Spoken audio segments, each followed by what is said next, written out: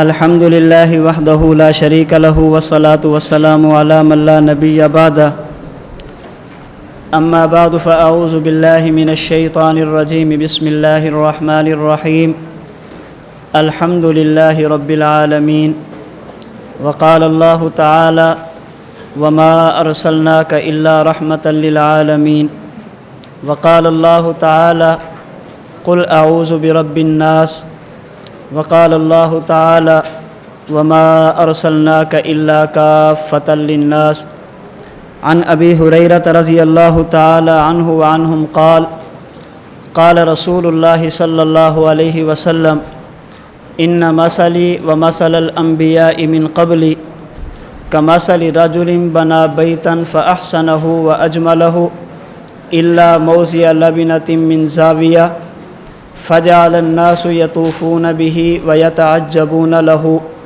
ويقولون هلا وزيت هذه اللبنة قال فأنا اللبنة وأنا خاتم النبيين وعن ثوبان رضي الله تعالى عنه قال قال رسول الله صلى الله عليه وسلم سيكون في أمتي كذابون ثلاثون كلهم يزعم أنه نبي وأنا خاتم النبيين لا نبي بعدي أو كما قال رسول الله صلى الله عليه وسلم اللهم صل على محمد وعلى آل محمد كما صليت على إبراهيم وعلى آل إبراهيم إنك حميد مجيد اللهم بارك على محمد وعلى آل محمد كما باركت على إبراهيم وعلى آل إبراهيم إنك حميد مجيد اللہ رب العزت نے قرآن کریم میں جہاں جہاں بھی جنت اور اہل جنت کا تذکرہ فرمایا،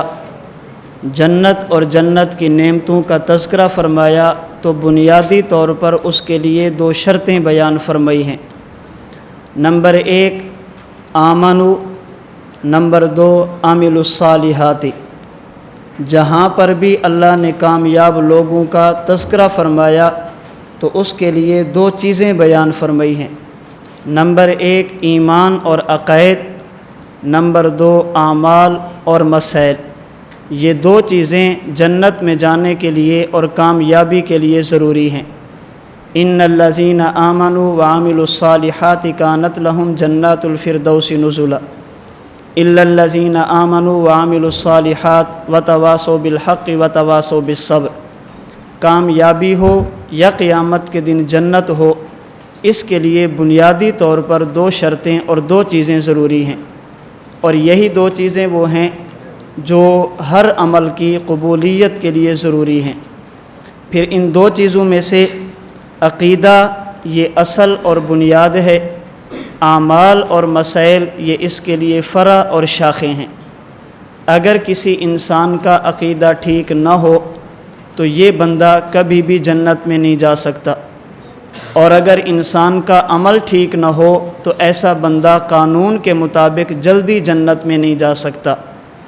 اگر انسان کا عقیدہ ٹھیک نہ ہو، اعمال بہت اچھے ہوں، عقیدہ ٹھیک نہ ہو، اخلاق بہت اچھے ہوں، یہ بندہ کبھی بھی جنت میں نہیں جا سکتا۔ اور اگر انسان کا ایمان اور عقیدہ ٹھیک ہو، اعمال میں کمزور ہو، ایسا انسان ایک نہ ایک دن جنت میں ضرور جائے گا۔ عقیدے کی اہمیت کیا ہے؟ اگر عقیدہ ٹھیک ہو، اعمال میں کمزوری ہو تو اللہ جنت کیسے دیتے ہیں؟ اور اگر اعمال بہت بڑا ہو، بہت اچھا ہو، لیکن عقیدہ ٹھیک نہ ہو، اس کا نقصان کیا ہوتا ہے؟ اس پہ میں انشاءاللہ آج مغرب کی نماز کے بعد آپ کے سامنے گفتگو کروں گا۔ عقیدے کی اہمیت کیا ہے؟ عقیدہ کتنا ضروری ہے؟ عقیدے اور عمل میں مناسبت کیا ہے؟ یہ ابھی اس پہ شروع ہو جاؤں گا تو یہ سبق سارا اسی کے اندر چلا جائے گا۔ اتنا خلاصہ ذہن میں رکھ لیں کہ جنت میں جانے کے لیے ایمان اور اعمال، عقائد اور مسائل ضروری ہیں۔ اگر عقیدہ ٹھیک نہ ہو تو بندہ جنت میں جا نہیں سکتا، اگر عمل ٹھیک نہ ہو تو قانون کے مطابق بندہ جنت میں جلدی نہیں جا سکتا۔ ہمارے عقائد بہت سارے ہیں، ان تمام عقائد میں بنیادی طور پہ 3 عقیدے ہیں۔ نمبر 1 عقیدہ توحید، نمبر 2 عقیدہ نبوت، اور نمبر 3 عقیدہ قیامت۔ یہ 3 عقیدے ہمارے اسلام کی بنیاد ہیں، اور بنیادی عقیدے 3 ہیں۔ توحید کا معنی اللہ کی ذات میں کسی کو شریک نہ کرنا، اور اللہ کی وہ صفات جو اللہ کے ساتھ خاص ہیں ان صفات میں اللہ کے ساتھ کسی کو شریک نہ کرنا، اسے توحید کہتے ہیں۔ نبوت کا معنی وہ برگزیدہ افراد اور شخصیات جو اللہ کا پیغام بذریعہ وحی سنتے ہیں، اللہ کا پیغام بذریعہ جبریل امین یا بذریعہ نوم، بذریعہ وحی یا بذریعہ الہام اللہ کے پیغام کو لیتے ہیں اور پھر اللہ کا پیغام امت تک پہنچاتے ہیں، جسے نبی اور رسول کہتے ہیں۔ اور قیامت کا معنی ہر شخص نے دنیا سے جانا ہے، اور قیامت کے دن ایک دن ایسا آئے گا جس دن تمام انسانیت نے قبروں سے اٹھ کر اللہ کی بارگاہ میں پیش ہونا ہے، اسے عقیدہ قیامت کہتے ہیں۔ اللہ ایک ہے، اللہ کی ذات اور صفات میں کوئی شریک نہیں ہے۔ جو بندہ ہمیں اللہ کی ذات اور صفات کے بارے میں بتائے اسے نبی کہتے ہیں۔ اور قیامت آئے گی، مومن جنت میں، کافر جہنم میں جائیں گے، حساب و کتاب ہوگا، اعمال تولے جائیں گے۔ جو شخص ہمیں یہ ساری چیزیں بتائے اسے نبی اور رسول کہتے ہیں۔ تو گویا توحید کے بارے میں بھی ہمیں معلومات نبی دیتے ہیں، اور قیامت کے بارے میں بھی معلومات اللہ کے نبی دیتے ہیں۔ اس سے آپ اندازہ لگیں کہ توحید اور قیامت کے ساتھ ساتھ عقیدہ نبوت کتنا ضروری ہے۔ انبیاء کرام علیہم الصلاۃ والسلام کی زندگی کے متعلق جتنی چیزیں نصوص سے ثابت ہوں ان تمام کو ماننا ضروری ہے۔ اگر کوئی بندہ کسی ایک نبی کی ذات کا انکار کرے اور باقی تمام انبیاء کو مانے، ایسے آدمی کے ایمان کا کوئی اعتبار نہیں۔ کذبت عاد المرسلین، قوم عاد نے رسولوں کی بات نہیں مانی۔ کذبت ثمود المرسلین، قوم ثمود نے رسولوں کو جھٹلایا۔ کذب اصحاب الایکۃ المرسلین، قوم شعیب نے نبیوں کی تکذیب کی ہے۔ قوم عاد کا نبی صرف ایک تھا، حضرت ہود علیہ السلام۔ ان کی بات کا انکار کیا تو اللہ فرماتے ہیں کہ انہوں نے تمام رسولوں کی بات کا انکار کیا۔ اس سے معلوم ہوا کہ ایک نبی کی تکذیب تمام انبیاء کی تکذیب ہوتی ہے۔ ایک نبی کا کلمہ پڑھ کر باقی انبیاء کی نبوت کا انکار کرنا، یہ تمام انبیاء کی نبوت کے انکار کے مترادف ہوتی ہے۔ تو انبیاء کرام علیہم الصلاۃ والتسلیمات کے متعلق جتنی باتیں نصوص سے ثابت ہوں، ہمارے اکابرین معتبر اور صحیح روایات کی روشنی میں بیان کر دیں، ان تمام کو ماننا اور ان تمام پر اعتقاد رکھنا ایک مومن اور مسلمان کے لیے ضروری ہے۔ عقیدہ نبوت کے متعلق جو نصوص سے باتیں ثابت ہیں ان کا خلاصہ 2-3 باتیں میں عرض کر دیتا ہوں۔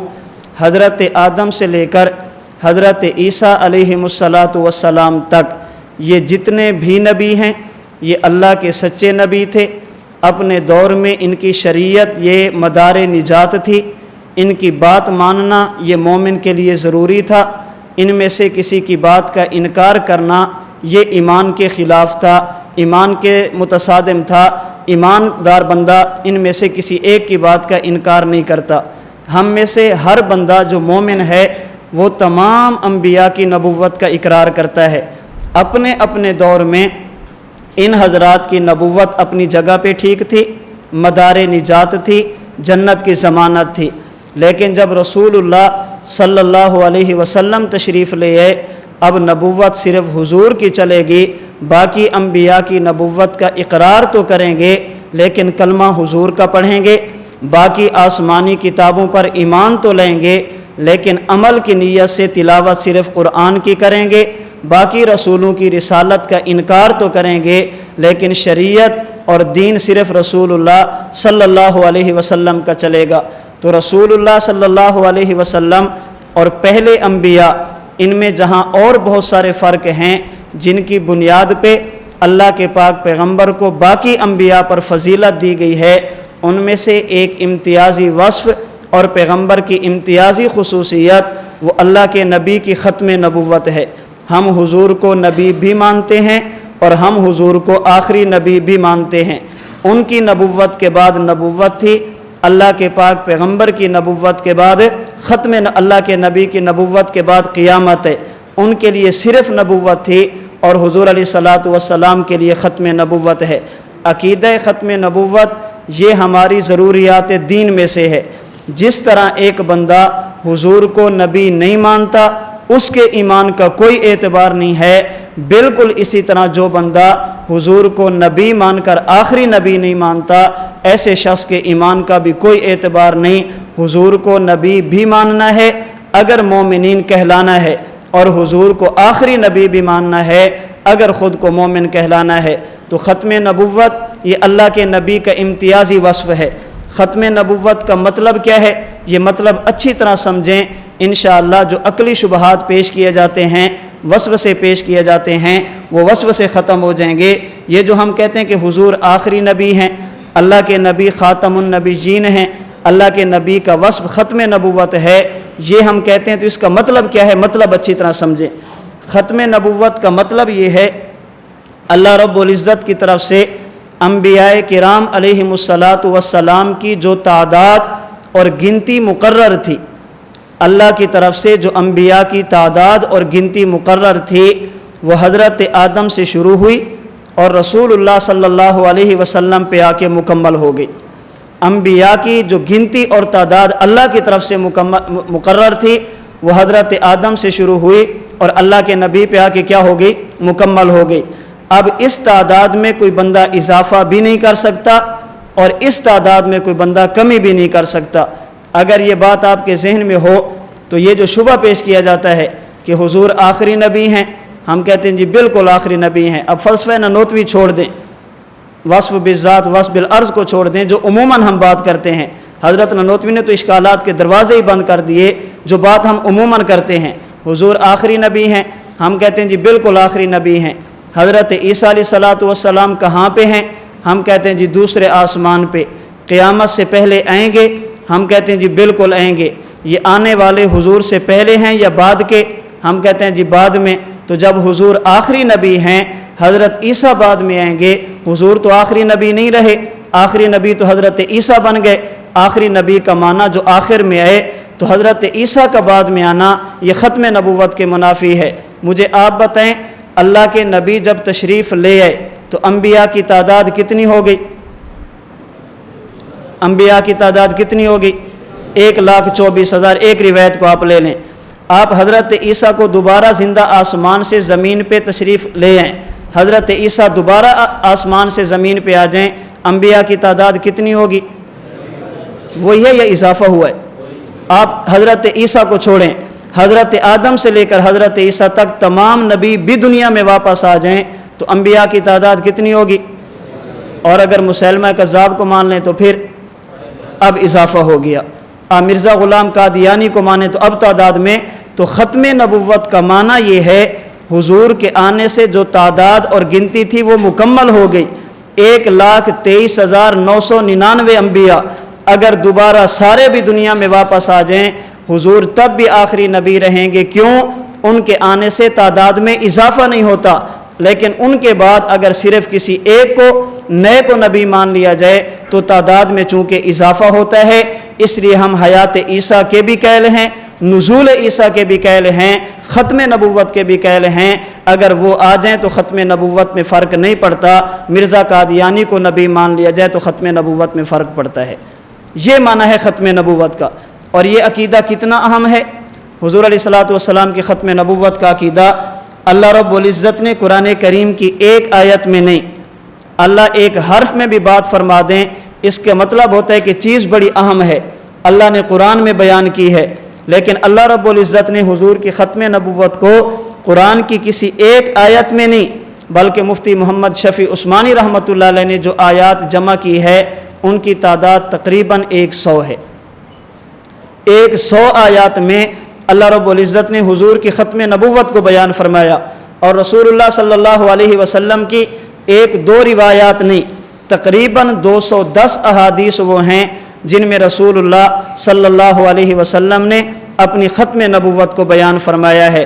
اور اس عقیدہ ختم نبوت کی اہمیت کا اندازہ آپ اس بات سے بھی لگا سکتے ہیں کہ شہدائے نبوت وہ صحابہ جو ان لوگوں سے لڑے ہیں جو حضور کو نبی نہیں مانتے تھے، بدر میں، احد میں، خندق میں، حنین میں، اللہ کے نبی کی دنیاوی زندگی میں جنہوں نے حضور کی نبوت کی جنگ لڑی اور اپنی جان کا نذرانہ پیش کیا، اللہ کے راستے میں شہید ہوئے، ان صحابہ کی تعداد 300 بھی نہیں ہے، 300 سے بھی کم ہیں جو نبوت کی جنگ لڑتے ہوئے جام شہادت نوش کر گئے۔ اور جنگیں بھی بہت ساری تھی، اور صرف ایک ختم نبوت کی جنگ جو جنگ یمامہ کہلاتی ہے، جو مسیلمہ کذاب کے خلاف حضرت ابو بکر صدیق رضی اللہ عنہ کے دور خلافت میں لڑی گئی، اس ایک جنگ میں جن صحابہ نے حضور کی ختم نبوت کے لیے قربانی دی ہے، جام شہادت نوش کیا ہے، مسیلمہ حضور کی نبوت کا منکر نہیں تھا، ختم نبوت کا منکر تھا۔ وہ کہتا تھا ایک علاقے کے آپ نبی، دوسرے علاقے کا میں نبی، نبوت کو تقسیم کر لیتے ہیں۔ حضور کو نبی مانتا تھا، آخری نبی نہیں مانتا تھا، اس لیے جب حضور نے اللہ کے نبی کو جب مسیلمہ نے خط لکھا تو خط کا عنوان تھا من مسیلمۃ رسول اللہ الی محمد الرسول اللہ۔ اس نے خود کو بھی رسول کہا، حضور کو بھی رسول کہا، لیکن جب پیغمبر نے جواب دیا تو فرمایا من محمد الرسول اللہ الی مسیلمۃ الکذاب، فرمایا کہ تو نے مجھے رسول مانا، میں تجھے رسول ماننے کے لیے تیار نہیں، میں تجھے جھوٹا، کذاب اور دجال سمجھتا ہوں۔ تو من مسیلمۃ رسول اللہ الی محمد الرسول اللہ، یہ جملہ بتا رہا ہے کہ وہ حضور کی نبوت کا قیل تھا، ختم نبوت کا قیل نہیں تھا۔ تو حضرت صدیق اکبر کے دور خلافت میں جو جنگ یمامہ لڑی گئی، پیغمبر کے وہ صحابہ جنہوں نے اس جنگ میں جام شہادت نوش کیا، آپ مکمل کو چھوڑ دیں، صرف 700 صحابہ وہ تھے جو قرآن کریم کے قاری تھے، اور 700 قراء نے اپنی جان کا نذرانہ حضور کی ختم نبوت کے لیے پیش کیا ہے۔ اس سے آپ اندازہ لگیں کہ مسئلہ کتنا اہم ہے، عقیدہ کتنا اہم ہے، اور ختم نبوت کی اہمیت کا اندازہ آپ اپنے امام اعظم ابو حنیفہ کے اس فرمان سے بھی لگا سکتے ہیں۔ فرماتے ہیں کہ جو بندہ حضور کے بعد نبوت کا دعویٰ کرے اور کوئی دوسرا بندہ اس نیت سے اس سے دلیل مانگے کہ اگر یہ دلیل دے دے گا تو میں اسے نبی مان لوں گا، تو جیسے مدعی نبوت دائرہ اسلام سے خارج ہے، اسی طرح اس سے دلیل کا مطالبہ کرنے والا بھی دائرہ اسلام سے خارج ہے۔ امام صاحب رحمۃ اللہ علیہ جیسا بندہ جو فتوی تکفیر میں کتنے محتاط ہیں کہ 99 وجہ کفر ہو، وجوہ کفر ہو، ایک وجہ اسلام ہو، تو امام صاحب رحمۃ اللہ علیہ کفر کا فتویٰ نہیں لگاتے، پھر بھی ایمان کا فیصلہ کرتے ہیں۔ لیکن جب حضور کی ختم نبوت کی بات آئی تو یہ نہیں فرمایا کہ جو مان لے، فرمایا کہ جو اس نیت سے دلیل مانگے کہ دلیل دے دے گا تو اس کو مان لوں گا، اس نیت سے دلیل کا مطالبہ کرنے والا مدعی نبوت کی طرح دائرہ اسلام سے خارج ہو جاتا ہے۔ تو قرآن کی 100 آیات اس عقیدے کی اہمیت کو واضح کرتی ہیں، رسول اللہ صلی اللہ علیہ وسلم کی 210 احادیث اس عقیدے کی اہمیت کو واضح کرتی ہیں۔ صحابہ کرام رضی اللہ عنہم اجمعین کا اپنی جانوں کا نذرانہ پیش کر کے اس عقیدے کا تحفظ کرنا اس عقیدے کی اہمیت کو واضح کرتی ہیں، اور امام اعظم ابو حنیفہ جیسا محتاط بندہ مدعی نبوت اور دلیل مانگنے والے شخص کے لیے فتوی کفر صادر فرما رہے ہیں، تو امام صاحب کا یہ طرز اور امام صاحب کا یہ فرمان وہ بھی اس عقیدہ ختم نبوت کی اہمیت پہ دلالت کرتا ہے۔ قرآن کریم کی بہت ساری آیات ہیں، اور یہ عموماً میں آپ کو اپنا مزاج بتا رہا ہوں، اپنے سے مراد جنس، علماء، طلباء، اگر آپ 500 ہیں، ہم آپ سے کہتے ہیں بھی آپ نے عقیدہ ختم نبوت پہ بیان کرنا ہے، 2 منٹ آپ بیان کریں، آپ میں سے ہر بندہ خطبے میں یہ بات کہے گا کہ اللہ کے نبی کی ختم نبوت پہ کتنی آیات موجود ہیں؟ 100۔ احادیث کتنی ہیں؟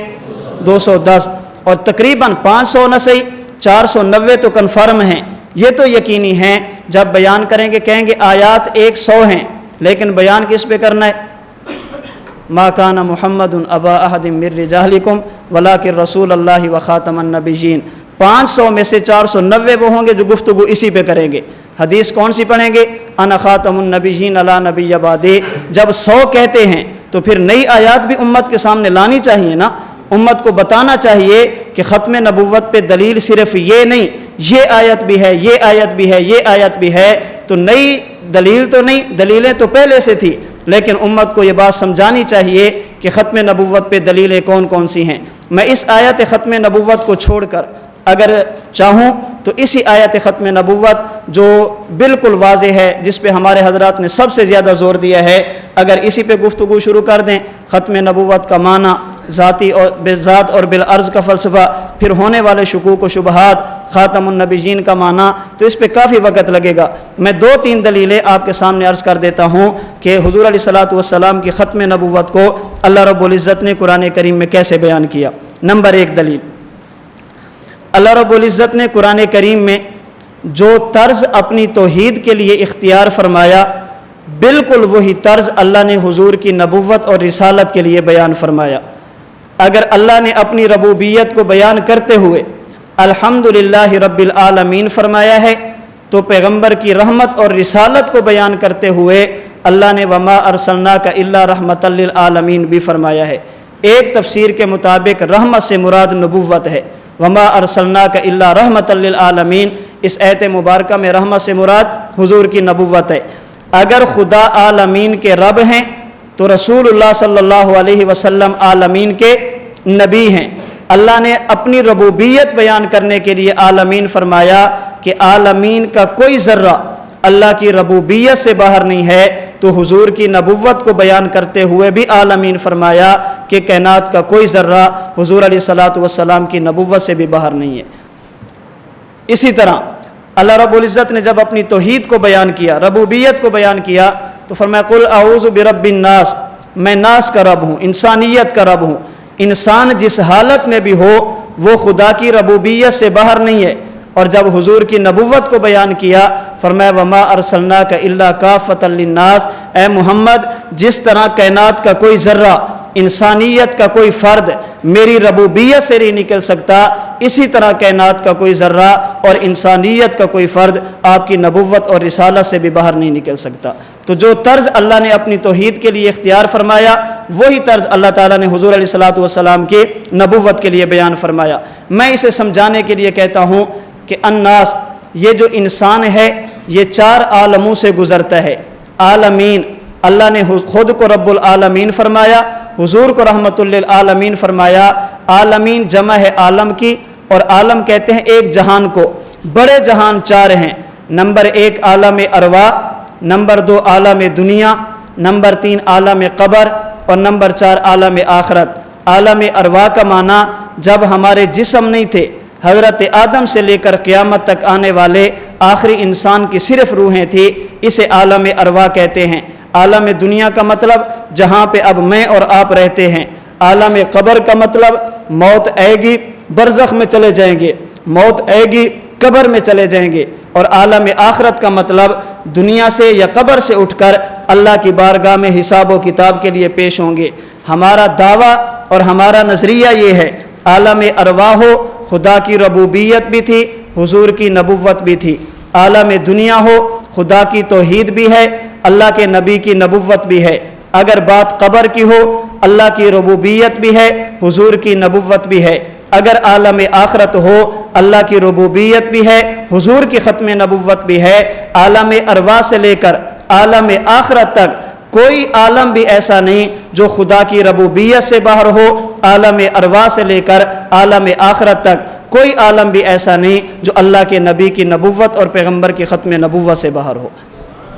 عالم ارواح میں دیکھیں، اللہ رب العزت نے اگر عالم ارواح میں انسانیت سے پوچھا الستو بربکم، ان سے اپنی توحید کا عہد لیا، یہ ربوبیت اور توحید تھی۔ اسی عالم ارواح میں انبیاء کرام کی ارواح سے یہ کہنا کہ میں تمہیں کتاب بھی دوں گا، حکمت بھی دوں گا، ثم جاءکم رسول، پھر میرا پیغمبر آ جائے، لتؤمنن بہ، تم نے میرے نبی کا کلمہ بھی پڑھنا ہے، میرے نبی کی نصرت اور مدد بھی کرنی ہے۔ اگر عالم ارواح میں انسانیت کی ارواح سے ربوبیت کا عہد تھا تو انبیاء کی ارواح سے حضور کی نبوت کا بھی عہد تھا۔ اللہ کی توحید بھی ہے، حضور کی نبوت بھی ہے۔ اگر بات عالم دنیا کی کریں، بہت سارے دلائل ہیں عالم دنیا میں حضور علیہ الصلوۃ والسلام کی نبوت اور ختم نبوت پہ، لیکن میں وہ دلیل آپ کے سامنے رکھنے لگا ہوں جس سے عقیدہ ختم نبوت بھی ثابت ہوتا ہے، اس کی اہمیت بھی ثابت ہوتی ہے، اور یہ بات بھی واضح ہوتی ہے کہ جو حضور کو آخری نبی نہیں مانتا وہ کتنا گندا انسان ہے، اس کی حیثیت کیا ہے۔ اس حدیث پاک سے ختم نبوت کی اہمیت بھی سمجھ آتی ہے اور منکر کی حیثیت بھی سمجھ آتی ہے کہ اس بندے کی حیثیت کیا ہے۔ حضرت امام طبرانی رحمۃ اللہ علیہ نے معجم صغیر کی دوسری جلد میں حدیث پاک نقل کی۔ حضرت عمر بن خطاب فرماتے ہیں ایک دیہاتی ہاتھ میں تھیلا اٹھا کے، ایک کپڑا اٹھا کے اللہ کے نبی کے پاس آیا، اے محمد آپ اللہ کے نبی ہیں؟ فرمایا مجھے اللہ کا نبی کہتے ہیں۔ اس نے کہا، اس نے وہ کپڑا اور تھیلا کھولا، اس کے اندر گوہ تھی، گوہ جسے عربی میں زب کہتے ہیں۔ اس نے کہا ان آمن بک ھذا الزب آمنت بک، اگر یہ گوہ آپ کو نبی مان لے میں بھی آپ کا کلمہ پڑھ لوں گا۔ حضرت عمر فرماتے ہیں فتکلم الزب بلسان عربی مبین یفہمہ القوم جمیعا، حضور سوال کرتے تھے، گوہ جواب دیتی تھی، ہم میں سے ہر بندہ پیغمبر کا سوال بھی سمجھ رہا تھا، اللہ کے نبی کے سوال پر اس گوہ کی طرف سے دیا جانے والا جواب بھی سمجھ رہا تھا۔ اللہ کے نبی نے کہا یا زب، اے گو میری بات سنتی ہے؟ کہا لبیک وسعدیک یا رسول رب العالمین، حضور حکم فرمائیں میں حاضر ہوں۔ فرمائے من تعبد، تیرا خدا کون ہے، تیرا رب کون ہے، تو عبادت کس کی کرتی ہے؟ گوہ کہنے لگی الذی فی السماء عرشہ، جو عرش کا مالک ہے، وفی الارض سلطانہ، زمین کا بادشاہ ہے، وفی البحر سبیلہ، سمندر میں راستے بناتا ہے، فی الجنت رحمتہ، خوش ہو جائے تو جنت دے دیتا ہے، وفی النار عذابہ، ناراض ہو جائے تو جہنم میں بھیج دیتا ہے۔ جو عرش سے لے کر زمین تک، جنت سے لے کر جہنم تک پوری کائنات کا رب اور مالک ہے، میں اس کی عبادت کرتی ہوں۔ فرمایا من انا، مجھے بھی جانتی ہے میں کون ہوں۔ وہ گوہ کہنے لگی یا رسول اللہ انت رسول رب العالمین، آپ اللہ کے رسول ہیں۔ اے گو رسول تو اور بھی ہیں، تو نے حضور کی رسالت کا اقرار کیا، اس میں کمال والی بات کون سی ہے؟ اس نے کہا نا وہ صرف رسول تھے۔ اگلا جملہ انت رسول رب العالمین وخاتم النبیین، میں آپ کو رسول بھی مانتی ہوں، آخری بھی مانتی ہوں، باقیوں کو رسول تو مانتی ہوں لیکن آخری نہیں مانتی۔ یہ عالم دنیا تھا، عالم دنیا میں حضور کو نبی کے ساتھ ساتھ آخری نبی ماننا یہ وہ عقیدہ ہے جس کو انسان نہیں جانور بھی مانتے ہیں۔ پیغمبر کی ختم نبوت کا اقرار صرف انسان نہیں کرتے، جنات اور اللہ کے نبی کی ختم نبوت کا اقرار جانور جیسی مخلوق بھی کرتی ہے۔ تو جو بندہ حضور کو آخری نبی نہیں مانتا، ہم کہہ سکتے ہیں اولئک کالانعام بل ہم اضل، یہ جانوروں سے بھی بدتر ہے۔ جانور بھی سمجھتا ہے کہ حضور آخری نبی ہیں، جو حضور کو آخری نبی نہیں مانتا، حضور کے بعد نبی بدلتا ہے، نبی نہیں متنبی کو نبی مانتا ہے، مدعی نبوت کے اس کی نبوت کی تکذیب نہیں کرتا، تصدیق کرتا ہے۔ جو حضور کے بعد مزید کسی کی نبوت کا اقرار کرے، کسی نئے نبی کی نبوت کو تسلیم کرے، پھر ہم کہہ سکتے ہیں یہ بندہ دنیا میں رہنے والے جانوروں سے بھی بدتر ہے۔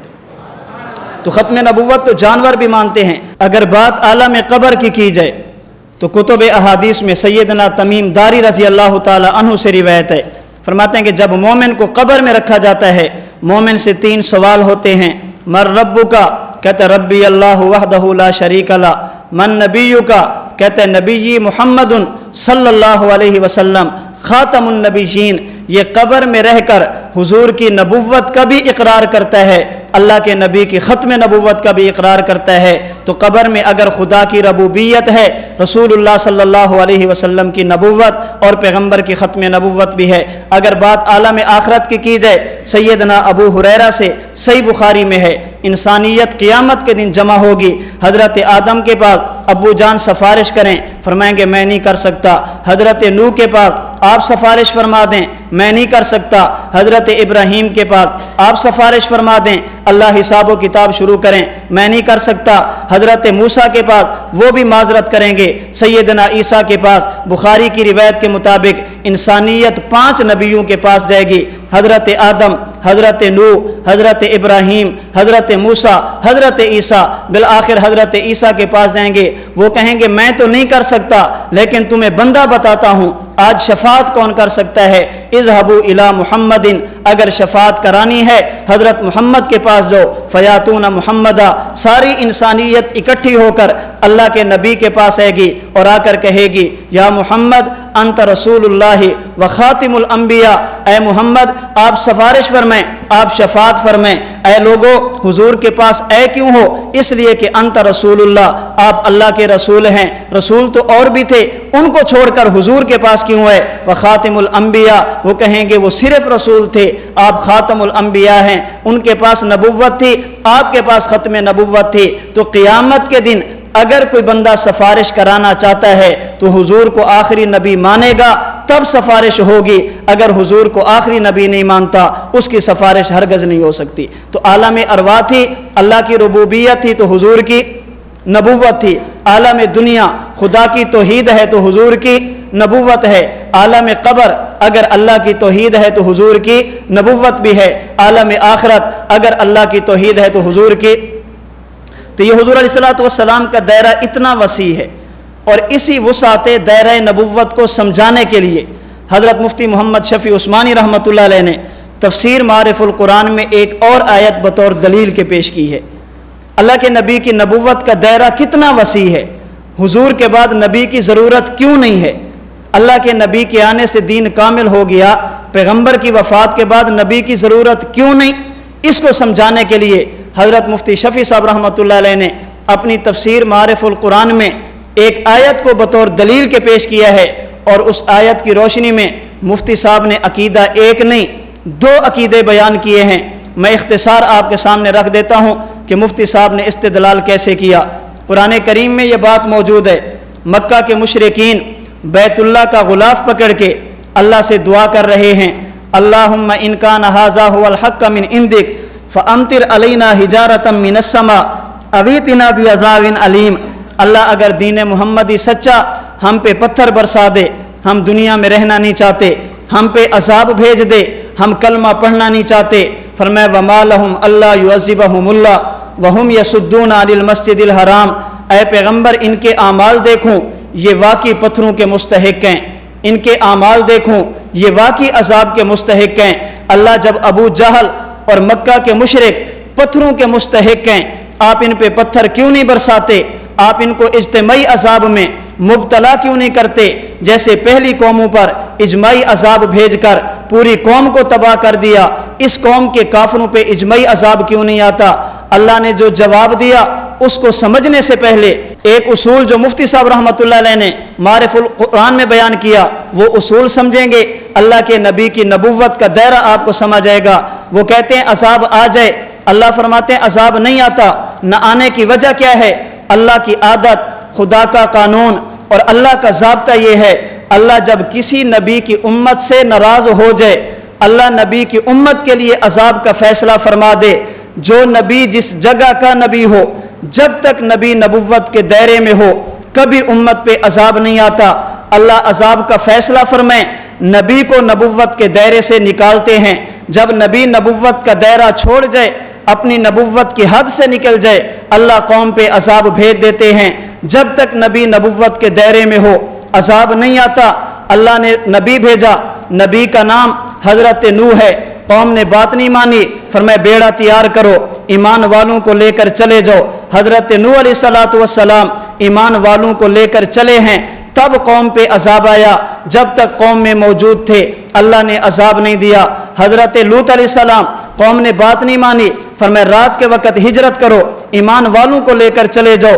جب تک حضرت لوط قوم میں تھے قوم پہ عذاب نہیں آیا، عذاب تب آیا جب نبی نبوت کے دائرے سے نکل گیا۔ حضرت شعیب کی قوم نے بات نہیں مانی، فرمایا رات کے وقت ہجرت کرو، قوم پہ عذاب آ گیا۔ حضرت موسیٰ کی قوم نے بات نہیں مانی، فرمایا دریا کراس کرو، حضرت موسیٰ ایمان والوں کو لے کر دریا کے پار گئے ہیں، قوم پہ عذاب آیا۔ مفتی صاحب فرماتے ہیں خدا کا قانون، اللہ کا ضابطہ، اللہ کی عادت، سنت اللہ یہ ہے، اللہ جب کسی نبی کی قوم پہ عذاب بھیجیں، جو نبی جس جگہ کا نبی ہو جب تک نبوت کے دائرے میں ہو امت پہ عذاب نہیں آتا۔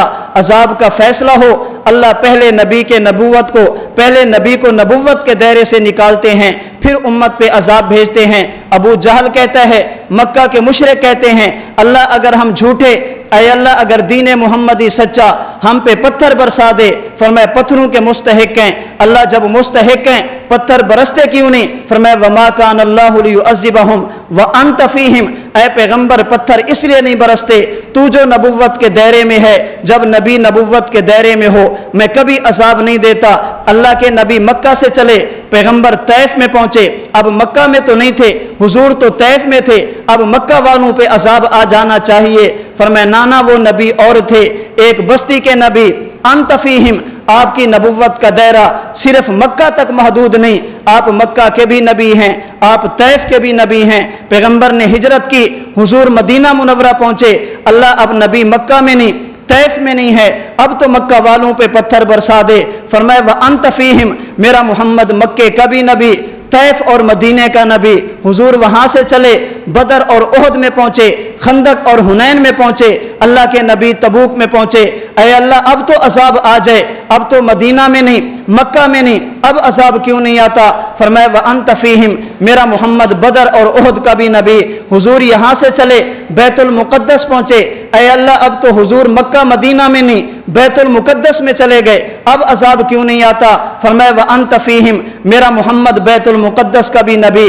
میرے پیغمبر وہاں سے چلے، ساتوں آسمان کراس کیے، سدرۃ المنتہا سے بھی اوپر، شریف الاقلام سے بھی اوپر، پیغمبر عرش پہ پہنچے۔ اللہ اب تو حضور زمین پہ نہیں، اب تو آسمانوں سے بھی اوپر چلے گئے، اب تو پتھر برسا دے، ان کو برباد کر دے۔ فرمایا نانا وانت فیہم، میرا محمد فرش کا بھی نبی ہے، میرا محمد عرش کا بھی نبی ہے۔ پیغمبر وہاں سے واپس ہے، اللہ کے نبی بیمار ہوئے، حضور کا انتقال پر ملال، وفات حسرت آیات ہوئی، صحابہ نے غسل دیا، صلاۃ و سلام کی صورت میں پیغمبر کا جنازہ پڑھا، امی عائشہ صدیقہ کے حجرے میں اللہ کے نبی کو دفن کیا۔ اب حضور مکہ میں نہیں ہیں، پیغمبر طیف میں نہیں ہیں، فرش پر نہیں ہیں، عرش پر نہیں ہیں، اب زمین پر نہیں، پیغمبر تو زمین کے اندر چلے گئے، اللہ اب تو عذاب آ جانا چاہیے۔ فرمایا نانا وانت فیہم، میرا محمد صرف دنیا کا نبی نہیں ہے، میرے محمد کی نبوت قبر بھی ہے۔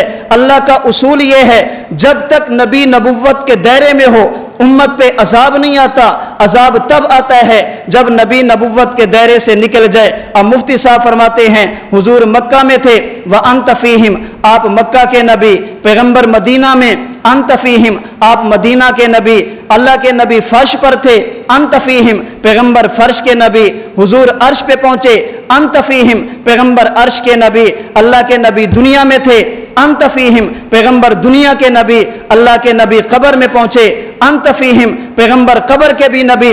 اگلی بات جو مفتی صاحب نے معارف القرآن میں لکھی، فرماتے ہیں کہ دنیا والوں یہ بھی مسلمہ اصول ہے، جو نبی جس جگہ کا نبی ہو وہاں پہ نبی بھی ہوتا ہے، زندہ بھی ہوتا ہے۔ نہیں ہو سکتا نبی نبوت کے دائرے میں ہو، نبوت ہو اور حیات نہ ہو۔ پیغمبر مکہ میں تھے، أَنْتَ فِيهِمْ، نبی بھی تھے زندہ بھی تھے۔ پیغمبر مدینہ میں پہنچے، أَنْتَ فِيهِمْ، حضور نبی بھی تھے زندہ بھی تھے۔ پیغمبر فرش پر تھے، أَنْتَ فِيهِمْ، حضور نبی بھی تھے اور زندہ بھی تھے۔ أَنْتَ فِيهِمْ، پیغمبر عرش پہ پہنچے، حضور نبی بھی تھے اور زندہ بھی تھے۔ نبی دنیا میں تھے، أَنْتَ فِيهِمْ، حضور کی نبوت بھی تھی، پیغمبر کی حیات بھی تھی۔ پیغمبر قبر میں پہنچے، أَنْتَ فِيهِمْ، آج پیغمبر قبر میں رہ کر اللہ کے نبی کی نبوت بھی باقی ہے اور اللہ کے نبی کی حیات بھی باقی ہے۔ یہ نہیں ہو سکتا نبی نبوت کی حد میں ہو، نبی نبوت کے دائرے میں ہو، نبی کی نبوت بھی ہو اور حیات نہ ہو، ایسا نہیں ہو سکتا۔ تو حضور کی ختم نبوت وہ بھی اسی آیت سے ثابت ہے اور اللہ کے نبی کی قبر کی حیات وہ بھی اسی آیت سے ثابت ہے۔ بات سمجھیے، مفتی صاحب نے دونوں عقیدے بیان کیے ہیں، اس لیے جب ہمیں موقع ملے ہم اس آیت ختم نبوت پہ بات کریں، پھر ہم صرف آدھی بات نہیں کرتے بھی مفتی صاحب نے ختم نبوت پہ دلیل بنایا ہے، ہم کہتے ہیں جس مفتی اعظم نے اس آیت کو حضور کی نبوت اور ختم نبوت کی دلیل بنایا، اسی مفتی اعظم نے اس کو حضور کی حیات کی بھی دلیل بنایا۔ تو ہم پوری بات کرتے ہیں، ادھوری بات نہیں کرتے۔ تو اب بتائیں، عالم ارواح سے لے کر عالم آخرت تک کوئی عالم، انسانیت کا کوئی فرد جب اللہ کے نبی کی نبوت کے دائرے سے باہر نہیں ہے، حضور سب کے لیے نبی ہیں، تو اب نئے نبی کی ضرورت کیا ہے؟ اس لیے ہم کہتے ہیں کہ حضور صرف نبی نہیں بلکہ کیا ہیں؟ آخری نبی ہیں۔ نبی کی ختم نبوت اور نبوت پہ جہاں دلیل اور بہت سارے ہوتے ہیں، میں دلیل آگے پیش کرتا ہوں، یہاں صرف اشارہ کر دیتا ہوں۔ نبی کی صداقت پہ، نبی کی سچائی پہ جہاں اور دلیلیں ہوتی ہیں، ان میں سے ایک دلیل یہ بھی ہوتی ہے کہ نبی جو پیشین گوئی کرتا ہے وہ پوری ہوتی ہے۔ نبی ہو متنبی نہ ہو، اللہ کا نبی ہو مدعی نبوت نہ ہو۔ اور یاد رکھنا، اگر آپ یہ جملہ نہیں کہتے تو بہت اچھا، اگر کہتے ہیں تو اس جملے کو ختم کر دو۔ ہم کہتے ہیں نبی سچا، نبی جھوٹا۔ یاد رکھنا، نبی ہو اور جھوٹا ہو نہیں ہو سکتا۔ ہم مرزے کو جھوٹا نبی نہیں کہتے، ہم مرزے کو متنبی کہتے ہیں۔ یہ مدعی نبوت تھا، نبی نہیں تھا۔ یہ سچے اور جھوٹے کی تقسیم کریں گے، عام بندہ سمجھے گا نبی سچا بھی ہوتا ہے اور نبی، اس لیے ہم مرزے کو متنبی کہتے ہیں۔ یہ مدعی نبوت تھا، اسے لوگوں نے نبی بنایا تھا، اسے اللہ نے نبی نہیں بنایا تھا۔ تو جو نبی ہوتا ہے اس کی پیشین گوئی کیا ہوتی ہے؟ سچی ہوتی ہے، 100% حرف بہ حرف سچی ہوتی ہے۔ نبی کی پیشین گوئی کبھی جھوٹی نہیں ہوتی۔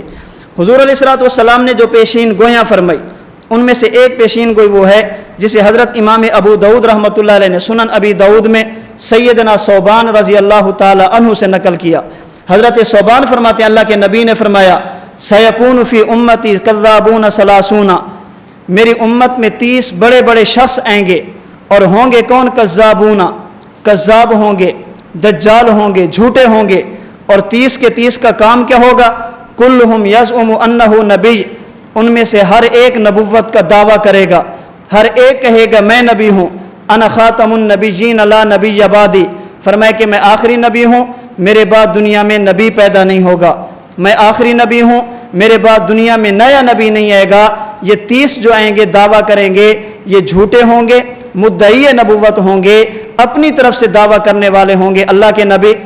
اب محدثین کی ایک جماعت کی رائے یہ ہے کہ ثلاثون یہ کثرت کے لیے ہے، مطلب یہ ہے کہ بہت سارے ہوں گے، اور بعض کہتے ہیں ثلاثون یہ کثرت کے لیے نہیں، تحدید کے لیے ہے، 30 ہوں گے، لیکن یہ 30 وہ جن کی نبوت کو کافی حد تک شہرت ملے گی، ان کی شہرت کافی حد تک ہوگی۔ ویسے بہت ہوں گے لیکن بڑے بڑے جن کو ماننے والے بھی ہوں گے، جن کی اطاعت کرنے والے بھی ہوں گے، اور بڑی حد تک ان کا سلسلہ چلے گا۔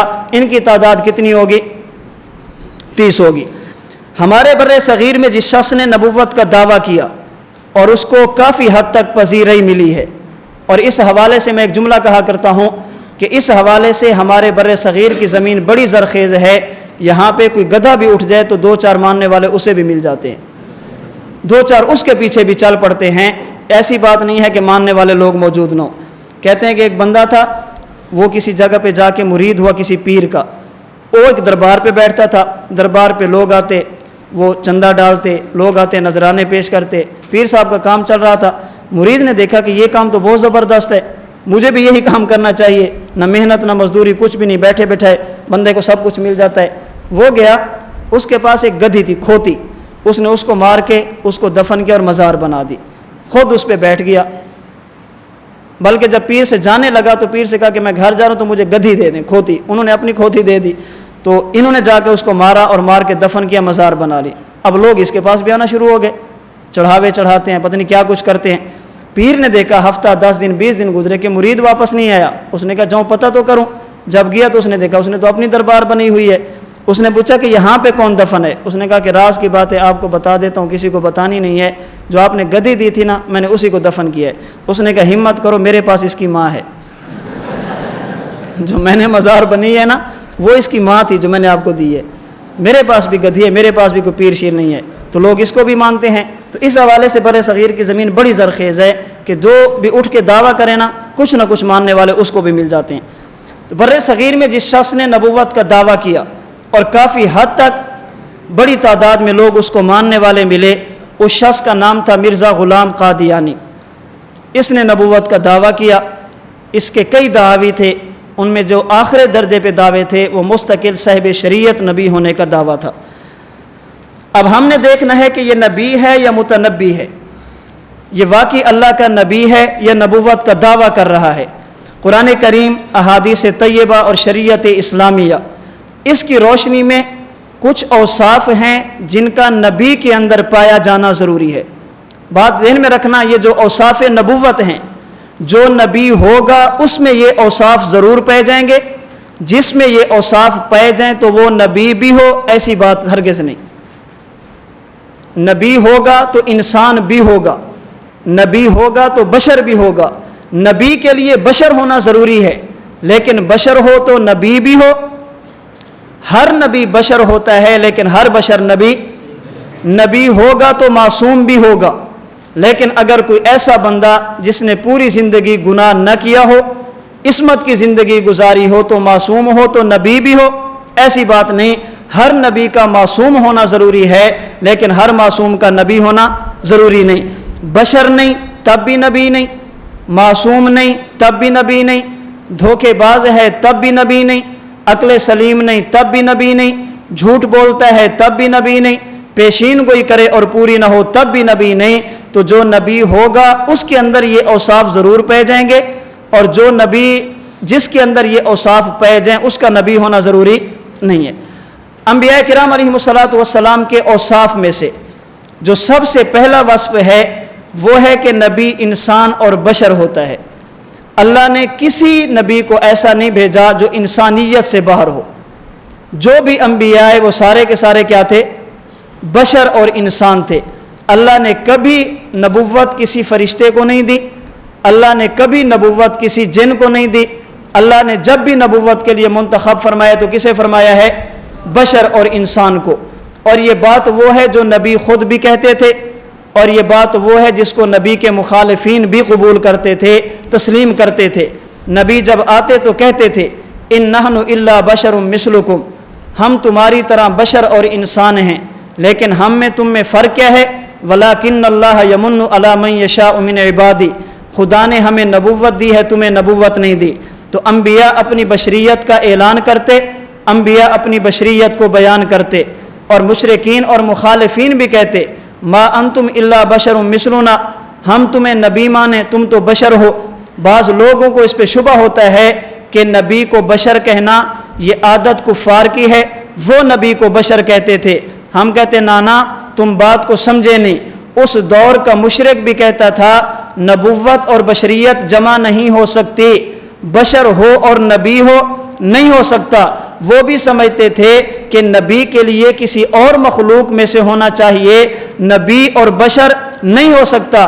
وہ نبوت اور بشریت کو جمع نہیں کرتے تھے، اور آج کا مشرک بھی کہتا ہے کہ نبوت اور بشریت اکٹھی نہیں ہو سکتی۔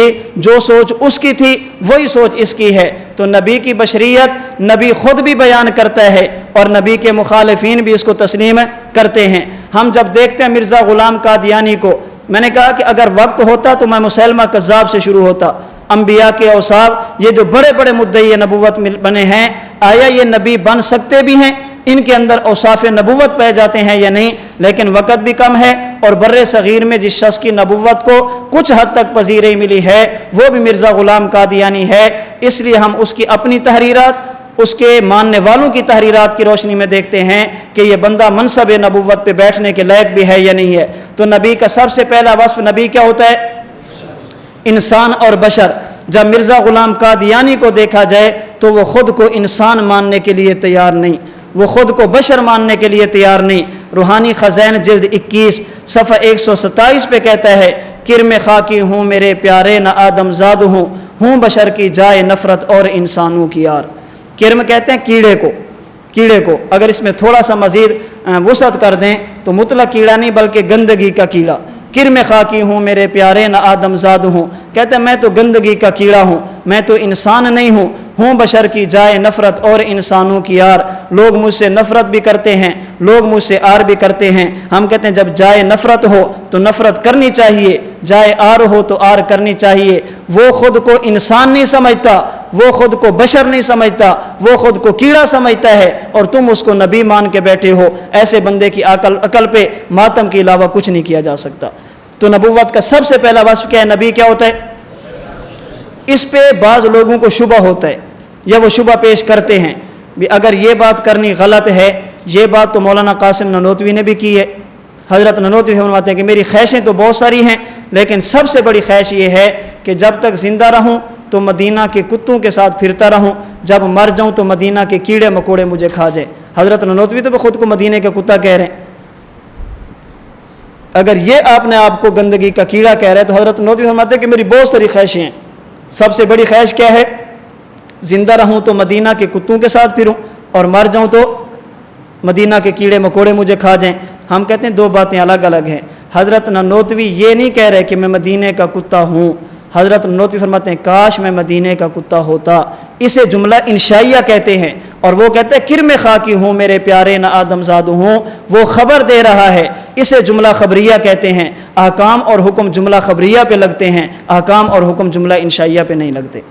حضرت نانوتوی تو خواہش کا اظہار فرما رہے ہیں, اور حضرت نانوتوی نہیں, یہ خواہش تو صدیق اکبر بھی فرماتے ہیں. امام سیوطی نے تاریخ الخلفاء میں لکھا, حضرت صدیق اکبر مدینہ منورہ گھر سے نکلے, ایک پرندے کو دیکھا, وہ بیٹھا تھا. فرمایا طوبی لک یا طیر, اے پرندے تو کتنا خوش قسمت ہے.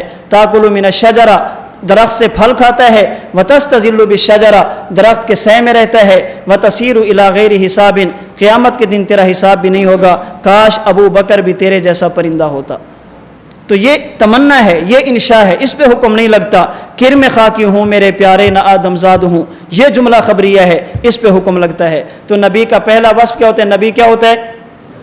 انسان اور بشر. مرزا قادیانی خود کو بشر ماننے کے لیے تیار.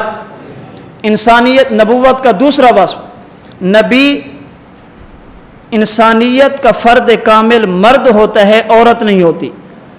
اللہ نبی نبوت کسی ہجڑے کو بھی نہیں دیتے, اور اللہ نبوت کسی عورت کو بھی نہیں دیتے. مرزا قادیانی میں یہ دونوں بیماریاں تھیں. وہ ہجڑا بھی تھا, اور یہ میں خود نہیں کہہ رہا, روحانی خزائن میں لکھا اس نے. مولانا محمد حسین بٹالوی اہل حدیث عالم, اہل حدیث عالم. یہ آج نئی بحث چھڑی ہے کہ مرزا قادیانی کون تھا. ان کا الزام یہ ہے کہ تمہارا تھا, جبکہ حقائق یہ ہے کہ, میں یہ نہیں کہتا ہمارا الزام ہے, حقائق یہ ہے کہ ان کا تھا. سمجھے کیوں؟ مرزا غلام قادیانی کا والد اور مولانا محمد حسین بٹالوی کے والد کی آپس میں دوستی تھی. مرزا قادیانی کا والد تاریخ احمدیت میں ہے, انہوں نے لکھا ہے مرزا قادیانی کا والد مضمون لکھتا تھا اور مولانا بٹالوی کے والد کے نام سے چھپواتا تھا. مرزا غلام قادیانی اور مولانا بٹالوی کا بچپن اکٹھے گزرا ہے. اشاعت السنہ میں بھی ہے, مولانا نے خود لکھا. روحانی خزائن میں بھی ہے, مرزا قادیانی نے لکھا. دونوں ہم سبق تھے. دونوں کا استاد مولوی گل علی شاہ شیعہ تھا. دونوں نے اس سے پڑھا ہے. جب تھوڑے بڑے ہوئے تو بچپن اکٹھے گزرا. اور مولانا بٹالوی بڑی عجیب بات کرتے ہیں, کہتے جب ہم اکٹھے پڑھتے تھے تو میری داڑھی نہیں آئی تھی اور اس کی داڑھی مٹھی میں پکڑی جا سکتی تھی. اتنا ہمارا بچپن اکٹھے. پڑھائی سے فارغ ہوئے, سیرت المہدی کے تیسرے حصے میں غالباً مرزا بشیر نے لکھا, جو مرزا قادیانی کا بیٹا ہے. فراغت کے بعد آپس میں تعلقات کتنے تھے؟ مولانا بٹالوی مرزا غلام قادیانی کے ہاتھ دھلواتے تھے, اتنا آپس میں پیار تھا. مرزا غلام قادیانی نے کتاب لکھی ہے براہین احمدیہ.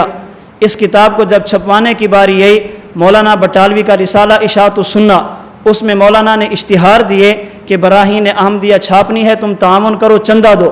جب اس سے کام نہیں بنا تو بندوں کے نام لکھے کہ فلاں فلاں بندے ہیں, اگر ان میں سے ایک بھی تیار ہو جائے تو آپ کتاب چھپ سکتی ہے.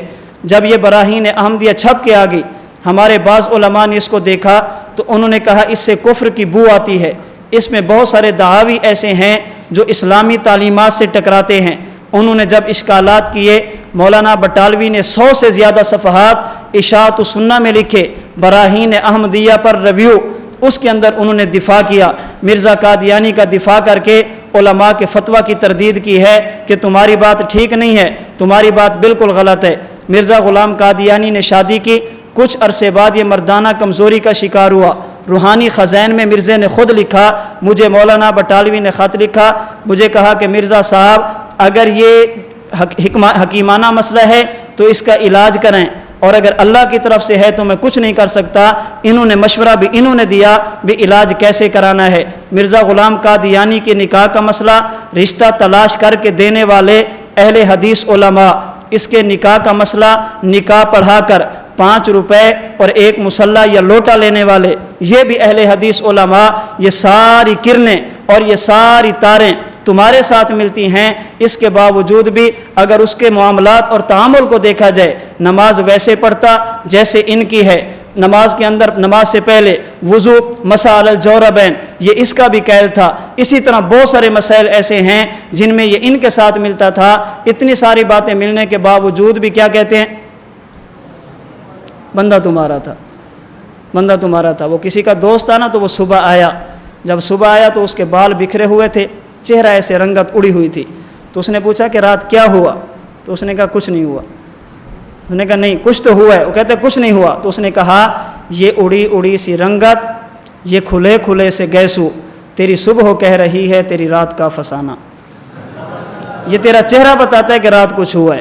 تو ہم کہتے ہیں کہ یہ تعلیم سے لے کر نکاح تک، اس کی کتابوں کے دفاع تک، یہ ساری باتیں بتاتے ہیں کہ بندہ کس کا تھا۔ تو خیر میں عرض کر رہا تھا، روحانی خزائن کے مطابق یہ ہجڑا تھا، اور روحانی خزائن کے مطابق یہ خود کو مریم بھی کہتا ہے۔ تو جو فرد کامل ہوتا ہے مرد، اس کے اندر وہ وصف بھی موجود نہیں تھا، اس لیے ہم کہتے ہیں کہ یہ مرزا غلام قادیانی مدعی نبوت اور متنبی تو ہے، یہ حقیقت میں نبی نہیں ہے۔ نبوت کا تیسرا وصف، نبی مبعوث من اللہ ہوتا ہے۔ مبعوث من اللہ کا معنی نبی انسانیت کے نبی بنانے سے نہیں بنتا، نبوت کے لیے انتخاب اللہ خود فرماتے ہیں، جسے سمجھانے کے لیے استاد جی دو لفظ فرماتے ہیں کہ نبوت الیکشن سے نہیں، نبوت سلیکشن سے ملتی ہے۔ اگر کسی نبی کو ساری انسانیت مان لے وہ تب بھی نبی ہوتا ہے، اور اگر کسی نبی کا کلمہ پڑھنے والا ایک بھی نہ ہو وہ تب بھی نبی ہوتا ہے۔ نبی کی نبوت انسانیت کے ماننے نہ ماننے پر موقوف نہیں ہوتی، نبی کی نبوت خدا کے انتخاب پر موقوف ہوتی ہے۔ مرزا غلام قادیانی کو نبی کس نے بنایا؟ اسے سمجھانے کے لیے امیر شریعت سید عطا اللہ شاہ بخاری رحمہ اللہ ایک بات فرمایا کرتے تھے۔ کسی نے پوچھا شاہ جی ہمیں ایک بات سمجھ میں نہیں آتی، آپ بات ختم نبوت کی کرتے ہیں، قانون انگریز کا حرکت میں آتا ہے، آپ مخالفت مرزے کی کرتے ہیں، جیل میں وہ ڈالتا ہے، ہمیں یہ بات سمجھ میں نہیں آتی۔ شاہ جی فرمانے لگے میاں جو جس کا نمائندہ ہوتا ہے، جب نمائندے کی مخالفت ہو نمائندہ بنانے والا حرکت میں آتا ہے۔ محمد عربی نبی بنے نہیں تھے، اللہ نے نبی بنایا تھا۔ اللہ کے نبی نے نبوت کا دعویٰ کیا نہیں، اللہ نے نبوت کا دعویٰ کرایا تھا۔ اس لیے جب ابو لہب نے کہا تبن لک یا محمد الہٰذا جماعتنا، جواب مصطفیٰ نے نہیں دیا، تبت یدا ابی لہب و تب فرما کر جواب خدا نے دیا۔ اگر حضور نبی خود بنتے جواب حضور دیتے۔ جو خدا نبی بناتا ہے وہ خدا دفاع بھی کرتا ہے۔ اگر مکہ کے مشرکین نے ان محمدن هو الابتر کہہ کے نبی کی گستاخی کی ہے، پیغمبر نے جواب نہیں دیا انا آتیناک الکوثر فصلی لربک وانحر ان شانئک هو الابتر، سورت نازل فرما کر دفاع بھی خدا نے خود کیا ہے۔ فرمایا جو نبی بناتا ہے جب اس نبی کی مخالفت ہو بنانے والے کا قانون حرکت میں آتا ہے۔ مرزا قادیانی نبی خود بنتا اور اس کی مخالفت کرتے، پھر انگریز کا قانون حرکت میں آتا۔ تعجب کی بات تھی، جس نے نبی بنایا جب مخالفت کریں گے اس کا قانون بھی حرکت میں آئے گا۔ محمد عربی کو نبی بنانے والے کو خدا کہتے ہیں، مرزا غلام قادیانی کو نبوت کا دعویٰ کرانے والے کو انگریز کہتے ہیں۔ اگر محمد کریم کی مخالفت کرو گے قانون خدا کا حرکت میں آئے گا، مرزا قادیانی کی مخالفت کرو گے اس کو نبی بنانے والوں کا قانون بھی حرکت میں آئے گا۔ وہ اس لیے حرکت میں آتے ہیں جنہوں نے نبی بنایا، آپ بولیں گے وہ چپ رہیں گے، ایسی بات نہیں ہو سکتی۔ تو جب نبی ہوتا ہے وہ کیا ہوتا ہے؟ مبعوث من اللہ، وہ نبی بنتا نہیں، اللہ بناتے ہیں۔ جب حضور نے فرمایا میں نبی ہوں، اس پہ مشرکین نے کہا لولا نزل ھذا القرآن علی رجل من القریتین عظیم، نبوت دینی تھی تو کسی بڑے کو دیتے، کسی سردار کو دیتے، یتیم کو دی ہے۔ فرمایا اہم یقسمون رحمت ربک، اے میرے پیغمبر یہ تیرے رب کی رحمت کو تقسیم کرتے ہیں۔ نحن قسمنا بینہم معیشتہم، دولت چھوٹی چیز ہے، نبوت بڑی چیز ہے۔ میں نے انسانوں کو رزق کی تقسیم کا اختیار نہیں دیا، نبوت کی تقسیم کا اختیار دوں گا، نہیں ہو سکتا۔ اللہ اعلم حیث یجعل رسالتہ، نبی کسے بنانا ہے اللہ منتخب فرماتے ہیں۔ تو اللہ کے نبی کے لیے تیسرا وصف یہ ہے وہ نبی بنتا نہیں بلکہ اللہ نبی بناتے ہیں، اور مرزا غلام قادیانی کو نبی خدا نے نہیں بنایا۔ نبوت کا تیسرا وصف یہ ہے معصوم عن الخطا، نبی کی پوری زندگی اعلان نبوت سے پہلے، اعلان نبوت کے بعد، صغیرہ کبیرہ بھول کر جان بوجھ کر نبی کی پوری زندگی میں کسی قسم کا گناہ، اجتہادی خطا الگ چیز ہے، بھول جانا الگ چیز ہے، معصیت اور گناہ الگ چیز ہے۔ ہم نبی کو معصوم عن الخطا سمجھتے ہیں، معصوم عن النسیان نہیں سمجھتے۔ نبی بھول سکتا ہے لیکن نبی گناہ نہیں کر سکتا، نبی کی پوری زندگی میں گناہ نہیں ہوتا۔ دلائل بہت سارے ہیں عصمت انبیاء پہ، میں 2 دلیلیں مختصر عرض کر دیتا ہوں۔ اللہ نے قرآن کریم میں جہاں پہ بہت ساری قسمیں اٹھائی، ان میں سے ایک قسم یہ بھی اٹھائی، فرمایا لعمرک، اے پیغمبر مجھے تیری زندگی کی قسم، مجھے تیری عمر کی قسم۔ اللہ نے حضور کی زندگی کی قسم اٹھائی ہے۔ اللہ کے بارے میں ہمارا عقیدہ، اللہ عالم الغیب ہیں، جو نبی کی زندگی اس آیت کے نزول کے وقت تک گزر چکی تھی اللہ وہ بھی جانتے تھے، جو آئندہ آنے والی اللہ وہ بھی جانتے تھے۔ اللہ نے حضور کی زندگی کی قسم اٹھائی، اس کا مطلب یہ ہے اگر پیغمبر کی زندگی کے کسی ایک لمحے میں بھی، کسی ایک منٹ میں بھی، کسی ایک سیکنڈ میں بھی اللہ کی نافرمانی اور گناہ ہوتا، اللہ نبی کی زندگی کی قسم نہ اٹھاتے۔ خدا کا قسم اٹھانا اس بات کی دلیل ہے نبی کی پوری زندگی میں کسی قسم کا گناہ نہیں ہوتا۔ نمبر 2، حضور نے فرمایا میں نبی، مکہ والوں نے کہا مجنون، فرمایا میں اللہ کا نبی، انہوں نے کہا ساحر، فرمایا کہ میں نبی، انہوں نے کہا شاعر، فرمایا کہ میں نبی، انہوں نے کہا کاہن۔ اللہ کے نبی نے اعلان نبوت کیا، جو پیغمبر کے مخالف تھے انہوں نے نبی پر الزام لگائے، کبھی جادوگر کا، کبھی شاعر کا، کبھی کاہن کا، کبھی مجنون کا، لیکن معتبر تاریخی روایات میں، معتبر سیرت کتابوں کی روشنی میں کوئی ایک بندہ بھی ایسا قول اور روایت ثابت نہیں کر سکتا 23 سالہ دور نبوت میں کبھی کسی مخالف نے نبی کے کردار پر انگلی اٹھائی ہو۔ اے پیغمبر آپ تو یوں کرتے ہیں، آپ تو یوں کرتے ہیں، آپ تو یوں کرتے ہیں۔ جو پیغمبر کے اندر عیب نہیں تھے، جو پیغمبر کے اندر چیزیں نہیں تھی، مخالفین نے وہ پیش کی ہیں، لیکن 23 سالہ دور نبوت میں نہ مکہ کے مشرک، نہ مدینہ کے یہودی، نہ نجران کے نصارہ، کسی ایک مخالف نے کبھی نبی کے کردار پہ انگلی نہیں اٹھائی۔ اس کا مطلب یہ ہے اگر نبی کی زندگی میں کسی ایک موقع پہ معصیت اور گناہ ہوتا، مخالف کبھی اس کو برداشت نہ کرتا، اس نے بیان کرنا تھا، انہوں نے سب کچھ کہا لیکن کبھی نبی کے کردار پہ انگلی نہیں اٹھائی۔ کردار پہ انگلی نہ اٹھانا اس بات کی دلیل ہے پیغمبر کا کلمہ نہ پڑھنے والے، نبی کے مخالفین، پیغمبر کو نہ ماننے والے، وہ بھی اس بات کو سمجھتے تھے کہ ہم اس کو نبی مانیں یا نہ مانیں، لیکن اس کے 23 سالہ دور نبوت، اس سے بھی پیچھے چلے جائیں 40 سالہ دور نبوت سے پہلے کی زندگی، نبی کی زندگی میں کسی موڑ پہ کوئی گناہ نہیں۔ اگر گناہ ہوتا کبھی مخالفین اس کو چھپاتے نہ، پیغمبر کے سامنے لاتے۔ ان کا پیغمبر کی کردار پہ انگلی نہ اٹھانا اس بات کی واضح دلیل ہے کہ اللہ کے نبی کا کردار شیشے سے بھی زیادہ صاف ہوتا ہے، وگرنہ مخالف کیسے برداشت کرتا؟ تو نبی کیا ہوتا ہے؟ معصوم عن الخطا۔ اور مرزا صاحب کی زندگی پہ نظر ڈالیں، شاید ہی کوئی گناہ ہو جو اس کے اندر نہ پایا جاتا ہو۔ یہ گناہوں کا پتلا تھا۔ اگر گناہ بد نظری ہے اس کے اندر پائی جاتی تھی، اگر گناہ نامحرم عورتوں سے ملاقات ہے اس کے اندر پائی جاتی تھی، اگر گناہ نامحرم عورتوں سے ٹانگیں دبوانا ہے اس کے اندر یہ مرض بھی پایا جاتا، اگر گناہ نامحرم عورتوں سے رات کو پہرا دلوانا ہے اس کے اندر یہ مرض بھی پایا جاتا، اگر گناہ نامحرم عورتوں سے خدمت لینے کا ہے اس کے اندر یہ بھی پایا جاتا، اگر گناہ جھوٹ بولنا ہے یہ اس کے اندر پایا جاتا، اگر گناہ یہ دغا بازی اور دھوکہ دینا ہے اس کے اندر پایا جاتا تھا۔ جو گناہ ہو سکتے ہیں وہ سارے اس کے اندر موجود ہیں۔ تو مرزا غلام قادیانی یہ معصوم عن الخطا نہ تھا، اور جس کی زندگی گناہوں سے بھری ہو وہ متنبی تو ہو سکتا ہے، نبی نہیں ہو سکتا، فضول تو ہو سکتا ہے، اللہ کا رسول نہیں ہو سکتا۔ جس کی زندگی گناہوں سے بھری ہوئی ہو، جب ہم دیکھتے ہیں بد نظری پہ نگاہ ڈالیں، مرزا قادیانی کے اپنے فتوے موجود ہیں۔ روحانی خزائن جلد 19 صفحہ 28 اور 29 پہ کہتا ہے کہ اگر بعض لوگ کہتے ہیں کہ نیت اچھی ہو تو عورتوں کو دیکھ سکتے ہیں، دل کا پردہ ہونا چاہیے۔ آنکھوں کا پردہ کیا ہوتا ہے؟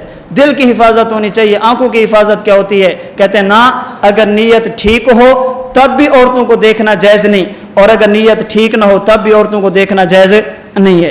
اسی طرح روحانی خزائن جلد 9 صفحہ 449 پہ اس نے لکھا کہ اللہ کے نبی نظر کی حفاظت کتنی فرماتے، جو عورتیں بیعت کے لیے آتی اللہ کے نبی ہاتھ میں ہاتھ بھی نہیں لیتے تھے، اللہ کے نبی پردے کے پیچھے بٹھا کر زبانی توبہ کی تلقین فرما دیتے، حضور کسی نامحرم عورت سے ہاتھ بھی نہیں ملاتے، اللہ کے نبی دیکھتے بھی نہیں تھے۔ اسی طرح مجموعہ اشتہارات اس کی جلد 1 صفحہ 86 پہ اس کے جو اشتہارات ہیں ان میں سے ایک یہ بھی ہے کہ نامحرم عورتوں سے پردہ ضروری ہے۔ جو بات اس نے کی ہے یہاں پہ آپ دیکھ لیں، آگے میں تھوڑی سی بات اس پہ کرتا ہوں۔ کہتے جو عورتیں نامحرم لوگوں سے پردہ نہیں کرتی، جو عورتیں نامحرم لوگوں سے پردہ نہیں کرتی، شیطان ان کے ساتھ ساتھ ہے۔ جو نامحرم عورتوں سے پردہ نہیں کرتی شیطان، اب آگے میں بتاتا ہوں کہ شیطان کون سا ساتھ ہوتا ہے۔ مجموعہ اشتہارات جلد 1 صفحہ 86 پہ۔ اب دوسری طرف دیکھیں اس کا اپنا عمل کیا ہے، اس کا اپنا عمل کیا ہے۔ یہ کہتے ہیں نیت ٹھیک ہو تب بھی عورتوں کو دیکھنا جائز نہیں ہے، اگر بیعت کرنے کے لیے تب بھی دیکھنا جائز نہیں ہے۔ جو لوگ عورتیں نامحرم مردوں سے پردہ نہیں کرتی ان کے ساتھ کیا ہوتا ہے۔ اب اپنا عمل دیکھیں، سیرت المہدی حصہ اول صفحہ 259، اور لکھا ہم نے نہیں، اس کے اپنے بیٹے نے ہے، صاحب البیت ادری بما فیہ، بیٹا بہتر سمجھتا ہے کہ باپ کیا کیا کرتا تھا، الولد سر لابیہ، سمجھے یہ بہتر سمجھتا ہے کہ ہمارا باپ کیسا تھا۔ سیرت المہدی حصہ اول صفحہ 259 پہ ایک بندے کو رشتے کی ضرورت تھی، نکاح کرنا تھا، اس نے کہا کہ ہمارے گھر میں 2 لڑکیاں کام کرتی ہیں، آپ ان میں سے جس سے نکاح کرنا چاہیں کر لیں۔ اب اس بندے کو باہر کھڑا کیا اور ان عورتوں کو کھڑکی کے سامنے، پھر اس کو کہا کہ ان کو دیکھ لو۔ جب اس نے دیکھ لیا تو اب اس نے پوچھا بھی کس سے نکاح کرنا ہے، اس نے کہا جی جس کا منہ لمبا ہے، جس کا منہ لمبا ہے اس سے نکاح، نام کا پتہ نہیں تھا، جس کا منہ لمبا ہے۔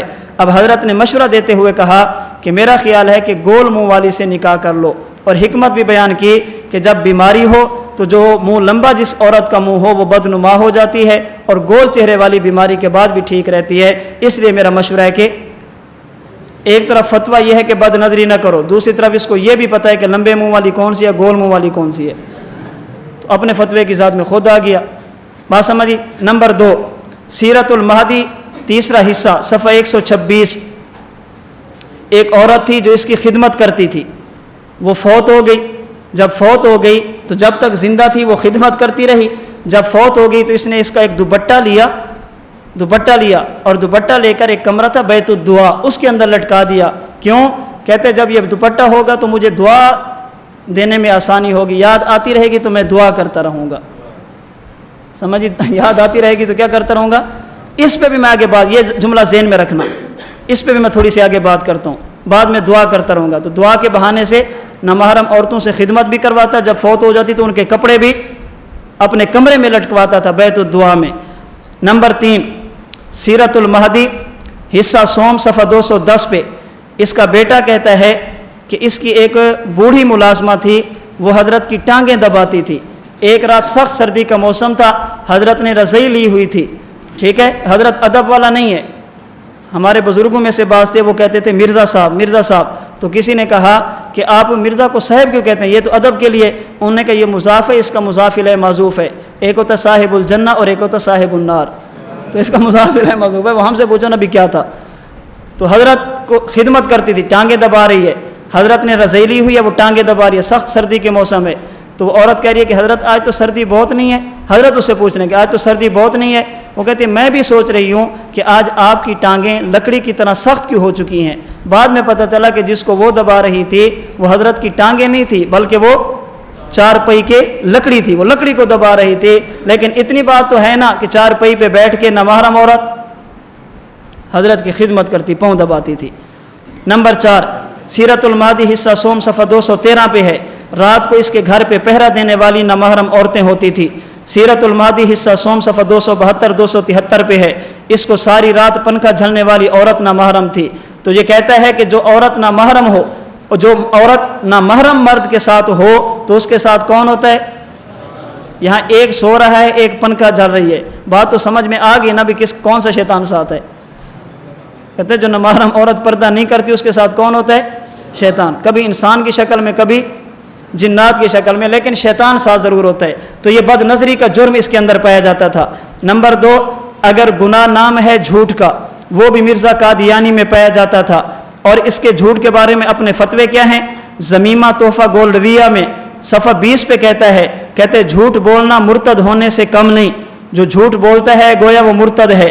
نمبر 2 روحانی خزائن جلد 22 صفحہ 459 پہ کہتا ہے جھوٹ بولنے سے بدتر دنیا میں اور کوئی برا کام نہیں۔ روحانی خزائن جلد 11 صفحہ 343 پہ کہتا ہے تکلف سے جھوٹ بولنا پخانہ کھانے کے مترادف ہے۔ روحانی خزائن جلد 11 صفحہ 43 پہ کہتا ہے جھوٹ کے مردار کو کسی طرح نہ چھوڑنا، یہ کتوں کا طریقہ ہے نہ کہ انسانوں کا۔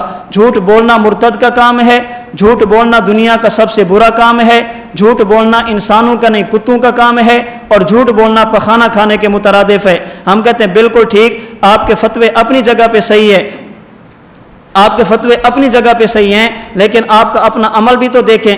روحانی خزائن جلد 17 صفحہ 371 پہ کہتا ہے اولیاء گزشتہ کے کشوف نے اس بات پر قطعی مہر لگا دی کہ وہ 14ویں صدی کے سر پر پیدا ہوگا اور نیز یہ کہ پنجاب میں ہوگا۔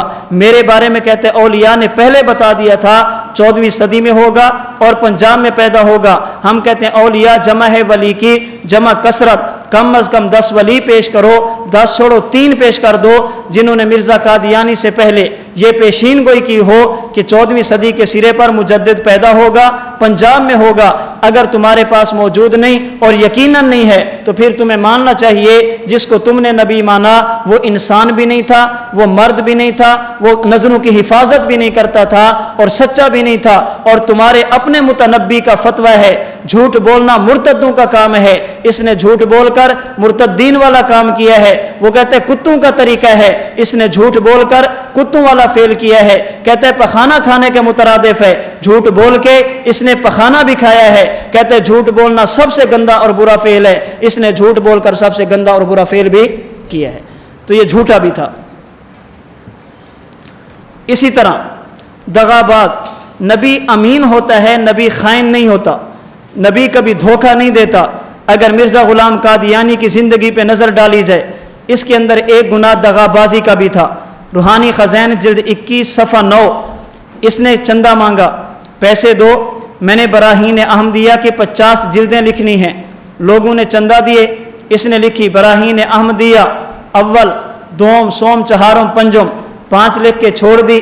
لوگ منتظر ہیں 6ٹھی جلد کب آ رہی ہے، 7ویں جلد کب آ رہی ہے، حضرت خاموش ہیں۔ لوگوں نے کہا کہ پیسے 50 کے لیے، کتابیں 5 دی ہیں، یہ تو دھوکہ ہے۔ کہتے 5 میں نے لکھ دی ہیں، صفر تم لگا لو، 50 بن جائیں گی۔ 5 میں نے لکھ دی ہیں، صفر تم لگا لو، 5 بن جائیں گے، 50 بن جائے گی۔ وعدہ تو میں نے پورا کر دیا ہے، بس صرف صفر کا فرق ہے، آپ صفر لگا دیں آپ کی 50 پوری ہو جائیں گی۔ تو 50 کے پیسے لے کر 5 کتابیں دینا یہ دغابازی ہے، اور نبی دغاباز؟ کہتے ہیں اچھا اگر 5 50 نہیں ہو سکتی، 5 پہ 50 کا حساب نہیں ہوتا تو نمازیں کتنی فرض تھی؟ 50، بچی کتنی ہیں؟ تم 5 پڑھو تو 50 کا اجر مل جائے ٹھیک ہے، ہم 5 لکھیں تو 50 کے پیسے لینا کیسے ٹھیک نہیں ہے؟ سمجھے؟ مجھے اس پہ بات یاد آئی جب سن 74 کی تحریک چلی تھی نا، تحریک ختم نبوت، بڑی عجیب داستان ہے جو ہمارے بزرگوں نے ختم نبوت کی تحریک چلائی۔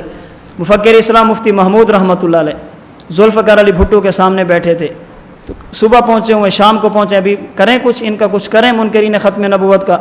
بھٹو صاحب بڑے ذہین آدمی تھے، تو ذوالفقار علی بھٹو صاحب نے پوچھا کہ مفتی صاحب نمازیں کتنی فرض تھی؟ فرمایا کہ 50، بچی کتنی ہے؟ 5۔ تو ذوالفقار علی بھٹو کہنے لگا کہ مفتی صاحب اگر 50 نمازیں ہوتی، آپ نمازیں پڑھتے رہتے، ہم سکون سے حکومت کرتے رہتے۔ یہ کیا تم نے کبھی کوئی مسئلہ کبھی کوئی مسئلہ، اگر 50 ہوتی نا تو بس تم ہر وقت نماز میں لگے رہتے، ہم حکومت کرتے رہتے۔ آگے بھی مفکر اسلام تھے مفتی محمود رحمۃ اللہ علیہ، فرمایا کہ بھٹو صاحب 5 والوں سے واسطہ پڑا ہے تو یہ حال ہے، 50 والوں سے واسطہ پڑتا تو سانس لینا بھی مشکل ہو جاتا۔ یہ شکر کرو ہم 5 پڑھتے ہیں تو تمہاری یہ حالت ہے، اگر ہم 50 پڑھتے تو پھر تمہیں سمجھ آتی کہ واسطہ کن سے پڑھا ہے۔ وہ ایک بندہ تھا نماز نہیں پڑھتا تھا، تو اس کو کسی نے کہا نماز پڑھا کرو، اس کی بھینسیں بھی تھی، چھوٹے چھوٹے کٹے کٹیاں یہ بھی تھی، اس نے فجر کی نماز پڑھی تو بھینس مر گئی، ظہر کی پڑھنے گیا دوسری مر گئی، عصر کی پڑھنے گیا تیسری مر گئی۔ جب مغرب کو جانے لگا نا تو ایک بھینس جو مر گئی تھی اس کا کٹا تھا، اس نے دیکھا شام ہو گیا ابھی تک میری ماں نظر نہیں ہے، تو اس نے آواز نکالی، جسے رینگنا کہتے ہیں، آواز نکالی تو یہ وضو کر رہا تھا، جا رہا تھا، تو اسے کہتا ہے کہ چپ ہو جا، تو صرف وضو کی مار ہے تیری ماں میری نماز برداشت نہیں کر سکی، میں نے وضو کہ تو نے تو ویسے ہی مر جانا ہے۔ تو مفتی صاحب نے فرمایا کہ ہم نے 5 پڑھی ہیں، تمہاری یہ حالت ہے، اگر 50 ہوتی تو پھر کہتے 5 پڑھو تو 50 کا اجر مل سکتا ہے، اگر 5 کتابیں لکھ دو تو 50 کے پیسے لینا کیسے ٹھیک نہیں؟ ہم کہتے ہیں اصول یہ ہے جس کا حق ہو وہ خود چھوڑ دے تو ٹھیک ہے۔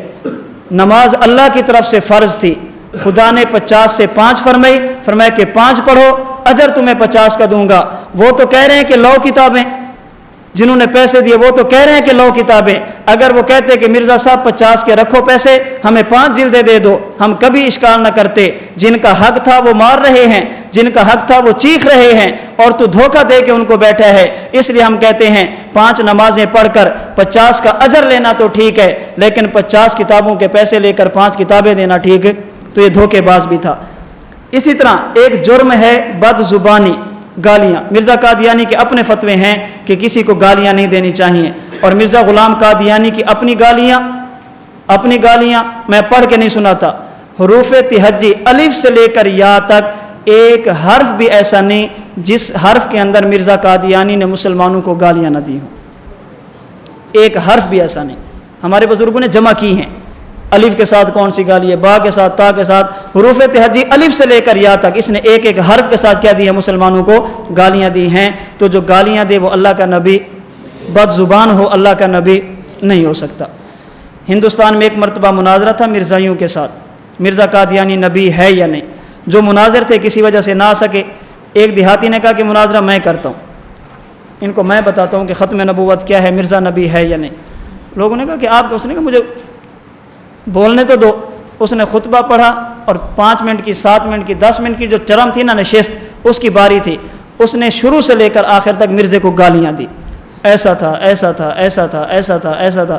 جب بیٹھا تو مرزائی مربی کھڑا ہوا، اس نے کہا مسلمانوں، جس کو تم نے کھڑا کیا ہے یہ تو انسان کہلانے کا بھی مستحق نہیں، تم اسے مناظر بنا کے آئے ہو، 10 منٹ تک گالیاں دی ہیں، یہ تو انسان کہلانے کے بھی مستحق نہیں۔ یہ کھڑا ہوا، لوگوں نے پکڑ کے بٹھایا بھی، بس بیٹھ جا۔ اس نے کہا میں نے جواب دینا ہے، اس نے میری دلیل کو توڑا ہے، میں جواب دوں گا۔ میں نے کہا نہیں بس کافی ہو گیا، بیٹھ جا اللہ کے لیے۔ اس نے کہا نہیں میں نے جواب دینا ہے، زبردستی کھڑا ہوا۔ اس نے کہا لوگوں، جھگڑا اور اختلاف یہ تھا مرزا قادیانی نبی ہے یا نہیں، اس بات پہ ہماری گفتگو تھی۔ میں نے 10 منٹ گالیاں دی، یہ کہتا ہے کہ انسان کہلانے کا مستحق نہیں، تم مناظر بنا کے لے آئے ہو۔ اگر 10 منٹ بندہ گالیاں دے، انسان اور مناظر نہیں ہو سکتا، جو مرزا قادیانی 50 سال تک گالیاں دے وہ نبی کیسے ہو سکتا ہے؟ میں نے 10 منٹ گالیاں دی تو تم انہیں مناظر ماننے کے لیے تیار نہیں، اور جس نے 50 سال تک گالیاں دی، اور گالیاں بھی کسے؟ شیخین کریمین کو۔ گالیاں کسے؟ حسنین کریمین کو۔ گالیاں کسے؟ صحابہ کرام کو۔ گالیاں کسے؟ آل رسول کو۔ گالیاں کسے؟ علماء اور مسلمانوں کو۔ جس کی گالی سے کوئی نہ بچے، اتنے سال گالیاں دے، اگر میں 10 منٹ گالی دوں تو مناظر نہیں ہو سکتا، یہ 50 سال تک گالیاں دے تو یہ نبی کیسے ہو سکتا ہے؟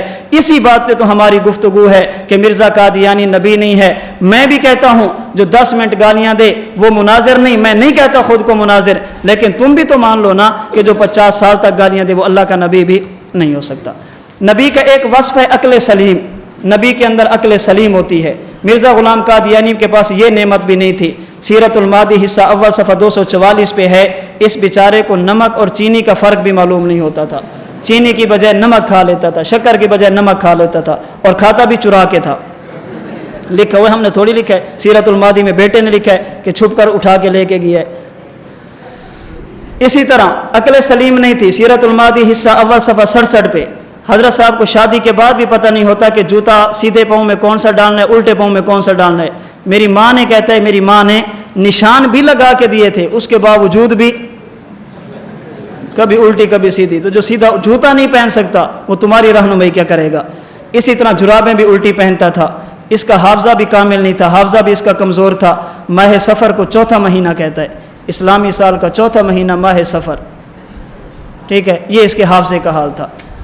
اسی طرح نبی کا ایک وصف یہ ہے، لم یحتلم قط، نبی سو جائے تو نیند کی حالت میں بھی نبی کے کپڑے ناپاک نہیں ہوتے، نبی سو جائے تو نبی کی نیند میں بھی شیطانی اثرات نہیں ہوتے، پیغمبر سو جائے تو نبی کو احتلام نہیں ہوتا، اور خود مرزا نے بھی یہ بات کی ہے، سیرت المہدی میں اس کا فتویٰ ہے، سیرت المہدی حصہ اول صفحہ 157 پہ، کہ نبی کو احتلام نہیں ہوتا، نبی شیطانی اثرات اور خیالات سے پاک ہوتا ہے۔ سیرت المہدی حصہ سوم صفحہ 242 پہ اس نے لکھا ہے کہ حضرت صاحب کو ایک مرتبہ سفر میں احتلام بھی ہوا، شیطانی اثرات بھی ہوئے۔ اس پہ وہ تعویل کرتے ہیں کہ یہ احتلام نبی کو نہیں ہوتا جو شیطانی اثرات والا ہو۔ مرزا صاحب کو جو ہوا یہ شیطانی اثرات والا نہیں، بیماری والا تھا، اور بیماری کا احتلام نبی کو ہو سکتا ہے۔ ہم کہتے ہیں بیماری کون سی تھی؟ نہیں بتاتے، تمہیں نہیں پتا، میں بتا دیتا ہوں۔ جو رات کو سونے سے پہلے نامحرم عورتوں سے ٹانگیں دبوائے، جو اپنے کمرے میں نامحرم عورتوں کے کپڑے لٹکوائے، جو باہر پہرے پہ نامحرم عورتوں کو کھڑا کرے، جو خدمت کے لیے نامحرم عورتوں کا انتخاب کرے، ہمارے لیے سمجھنا کوئی مشکل نہیں کہ بیماری کون سی تھی۔ تم نہیں بتاتے، ہم بتاتے ہیں نا۔ جو رات کو ٹانگیں دبوا کے سوئے، سمجھ آ جاتے نا بیماری کون سی تھی، ہم کہتے ہیں ٹھیک ہے بیماری تھی، لیکن یہ تو بتاؤ کہ تھی کون سی۔ اگر نہیں پتا تو ہم بتا دیتے ہیں۔ اسی طرح ہر نبی کا ایک کلمہ ہوتا ہے۔ مرزا غلام قادیانی کا اپنا کوئی کلمہ نہیں، یہ بھی دلیل ہے کہ نبی نہیں۔ نبی کا ایک وصف یہ ہے کہ نبی کی وحی کی زبان اس کی قوم کی زبان ہوتی ہے۔ جو نبی جس قوم کا نبی ہوتا ہے، جس قوم سے اے امت کی نہیں، یاد رکھنا، نبی کی وحی کی زبان قوم کی زبان ہوتی ہے۔ امت میں کئی قسم کی قومیں آ سکتی ہیں، لیکن نبی کی قوم ایک ہوتی ہے۔ مرزا غلام قادیانی یہ مرزا تھا، تو اس پر جو وحی آنی چاہیے تھی کسی ایک زبان میں، لیکن ہماری معلومات کے مطابق جو کتابیں ہمارے پاس ہیں، جو ہمارے پاس کتابیں موجود ہیں، روحانی خزین، اسی طرح سیرت المہدی، اسی طرح سیرت المہدی نہیں بلکہ اس کے تذکرہ کے مطابق، اور بہت ساری دیگر کتابیں جو ہمارے پاس موجود ہیں، اس پر جو وحی آتی کبھی عربی میں، کبھی فارسی میں، کبھی اردو میں، کبھی پنجابی میں، کبھی انگلش میں، کبھی سنسکرت میں، کبھی عبرانی، کبھی ہندی، اور کبھی ایسی زبان میں وحی آتی تھی جن نہ وحی لانے والے کو پتہ، نہ جس کے پاس وحی ہے اسے پتہ، مبہم زبان ہوتی تھی، پتہ نہیں کہ یہ وحی ہے کون سی۔ تو جس کی قوم، نبی کی زبان وہی کیا ہوتی ہے؟ قوم کی زبان ہوتی ہے۔ اگر مرزا غلام قادیانی کی قومیں 9 تھی تو پھر وہی بھی 9 زبانوں میں، اور اگر قوم ایک تھی تو پھر وہی بھی ایک زبان میں آنی چاہیے۔ جس کی قوم ایک ہو ہمارے معاشرے میں اسے حلالی کہتے ہیں، اور جس کی قومیں 9 بن جائیں اسے کوئی بھی حلالی ماننے کے لیے تیار۔ اب تمہاری مرضی وہی بچاؤ، تمہاری مرضی نبی کو بچاؤ۔ نبی کا ایک وصف یہ ہے، آخری میں بات کرنا، نبی کا ایک وصف یہ ہے، نبی پیشین گوئی کرے، وقت آنے پہ پیشین گوئی بالکل پوری ہوتی ہے، پیشین گوئی کی مخالفت نہیں ہوتی۔ صحیح بخاری جلد 2 پہلا صفحہ کتاب المغازی، حضرت سعد بن معاذ، یہ مدینہ منورہ کے، توجہ رکھنا، سعد بن معاذ مدینہ منورہ کے، امیہ بن خلف یہ مکہ مکرمہ کا صحابی رسول ہے حضرت سعد، امیہ بن خلف یہ مشرک ہے، آپس میں دوستی تھی اسلام سے پہلے بھی۔ حضور نے اعلان نبوت کیا، حضرت سعد نے کلمہ پڑھا، امیہ نے نہیں پڑھا۔ امیہ اگر مدینہ میں جاتا تو حضرت سعد کے پاس رکتا، حضرت سعد مکہ میں آتے تو امیہ کے پاس رکتے، دوستانہ تھا۔ اللہ کے نبی مدینہ منورہ پہنچے، حضرت سعد نے کلمہ پڑھا، حضور کے صحابی انصاری بنے، مکہ مکرمہ آئے، حضرت سعد بن معاذ امیہ کے پاس رکے، امیہ سے کہنے لگے میں نے عمرہ کرنا ہے، طواف کرنا ہے، مجھے کوئی وقت بتاؤ میں آسانی کے ساتھ کروں۔ اس نے کہا رات کا وقت مناسب ہے، کوئی سردار نہیں ہوتا، یا دوپہر کا وقت مناسب ہے، لوگ سوئے ہوتے ہیں۔ یہ امیہ حضرت سعد کو لے کر پہنچا، آپ طواف کر رہے تھے، ابو جہل پہنچ گیا، امیہ یہ کیا، اس نے مسلمانوں کو پناہ دی ہے اور طواف کرتا ہے۔ حضرت سعد فرماتے ہیں میں اس کے سامنے چیخا، میں نے کہا ابو جہل اس کو چھوڑ، تو خود مجھے روک اگر تیرے اندر ہمت ہے۔ تو امیہ کہنے لگا سعد یہ تو سردار ہے، ایسی اونچی آواز سے باتیں نہ کرو۔ حضرت سعد نے فرمایا تو بھی سائڈ پہ ہو جا، مجھے تیری بھی ضرورت نہیں۔ ابو جہل اگر ہمت ہے تو مجھے روک کے دکھا، پھر تو نے بھی مدینہ سے گزر کے جانا ہے، میں دیکھوں گا مدینہ سے کیسے گزرتا ہے۔ ہماری زبان میں کہتے ہیں مجھے روک، پھر پانی نے پل کے نیچے سے گزرنا ہے، تو مجھے روک کے دکھا۔ امیہ نے کہا سردار ہے، کہا سائڈ پہ ہو جائے، مجھے تیری بھی کوئی پرواہ نہیں، اور اے امیہ تو میرا دوست ہے، میں تجھے خیر خواہانہ طور پہ کہہ رہا ہوں، میں نے اپنے ان کانوں سے اللہ کے نبی کا فرمان سنا، تیرے قتل کا زمانہ قریب آ گیا ہے، تو نے مسلمانوں کے ہاتھوں سے قتل ہونا ہے۔ امیہ کانپ گیا، سعد مکہ میں یا مدینہ میں؟ فرمایا یہ تو میں نہیں جانتا، اتنی بات یقینی ہے تیری الٹی گنتی شروع ہو گئی ہے، تیرے دن تھوڑے رہ گئے ہیں۔ یہ امیہ گھر گیا، بیوی کو جا کر بتایا۔ آج مجھے انصاری دوست سعد نے یوں کہا، اس نے کہا خیال کرنا محمد کی زبان سے کبھی جھوٹ نہیں نکلتا، سنبھل کے رہنا۔ کچھ دن گزرے، غزوہ بدر کا اعلان ہو گیا۔ ابو جہل مکہ کے سرداروں کو لے کر نکلا۔ امیہ کے ذہن میں حضرت سعد کی بات تھی، مجھے انہوں نے یوں کہا تھا۔ جب یہ جانے لگا تو اس نے کہا میں تو نہیں جاتا۔ ابو جہل نے کہا تو سردار ہے، اگر تو نہیں جائے گا تو اور لوگ بھی رک جائیں گے۔ یہ کہتے ہیں میں نے سوچا یہاں سے نکلوں گا، جب قافلہ نکلے گا راستے میں چھپ کر واپس آ جاؤں گا۔ جب نکلنے لگا تو بیوی نے بازو پکڑا۔ امیہ سعد کی بات بھول گیا یا یاد ہے؟ کہنے لگا مجھے اچھی طرح یاد ہے، میں بدر میں نہیں جاؤں گا، میں تو راستے سے مڑ کر واپس آؤں گا۔ یہ نکلا بخاری کی جلد 2 پہلے صفحے پہ کتاب المغازی، یہ نکلا کہتے ہیں میں نے سوچا وہاں سے واپس آ جاؤں گا، پھر کہا چلے یہاں نہیں اگلے چوک سے، وہاں نہیں اگلی بستی سے، چلتا چلتا بدر میں پہنچا۔ جب مسلمانوں کا اور کفار کا آمنا سامنا ہوا، جو لوگ قتل ہوئے ان میں ایک امیہ بن خلف بھی تھا۔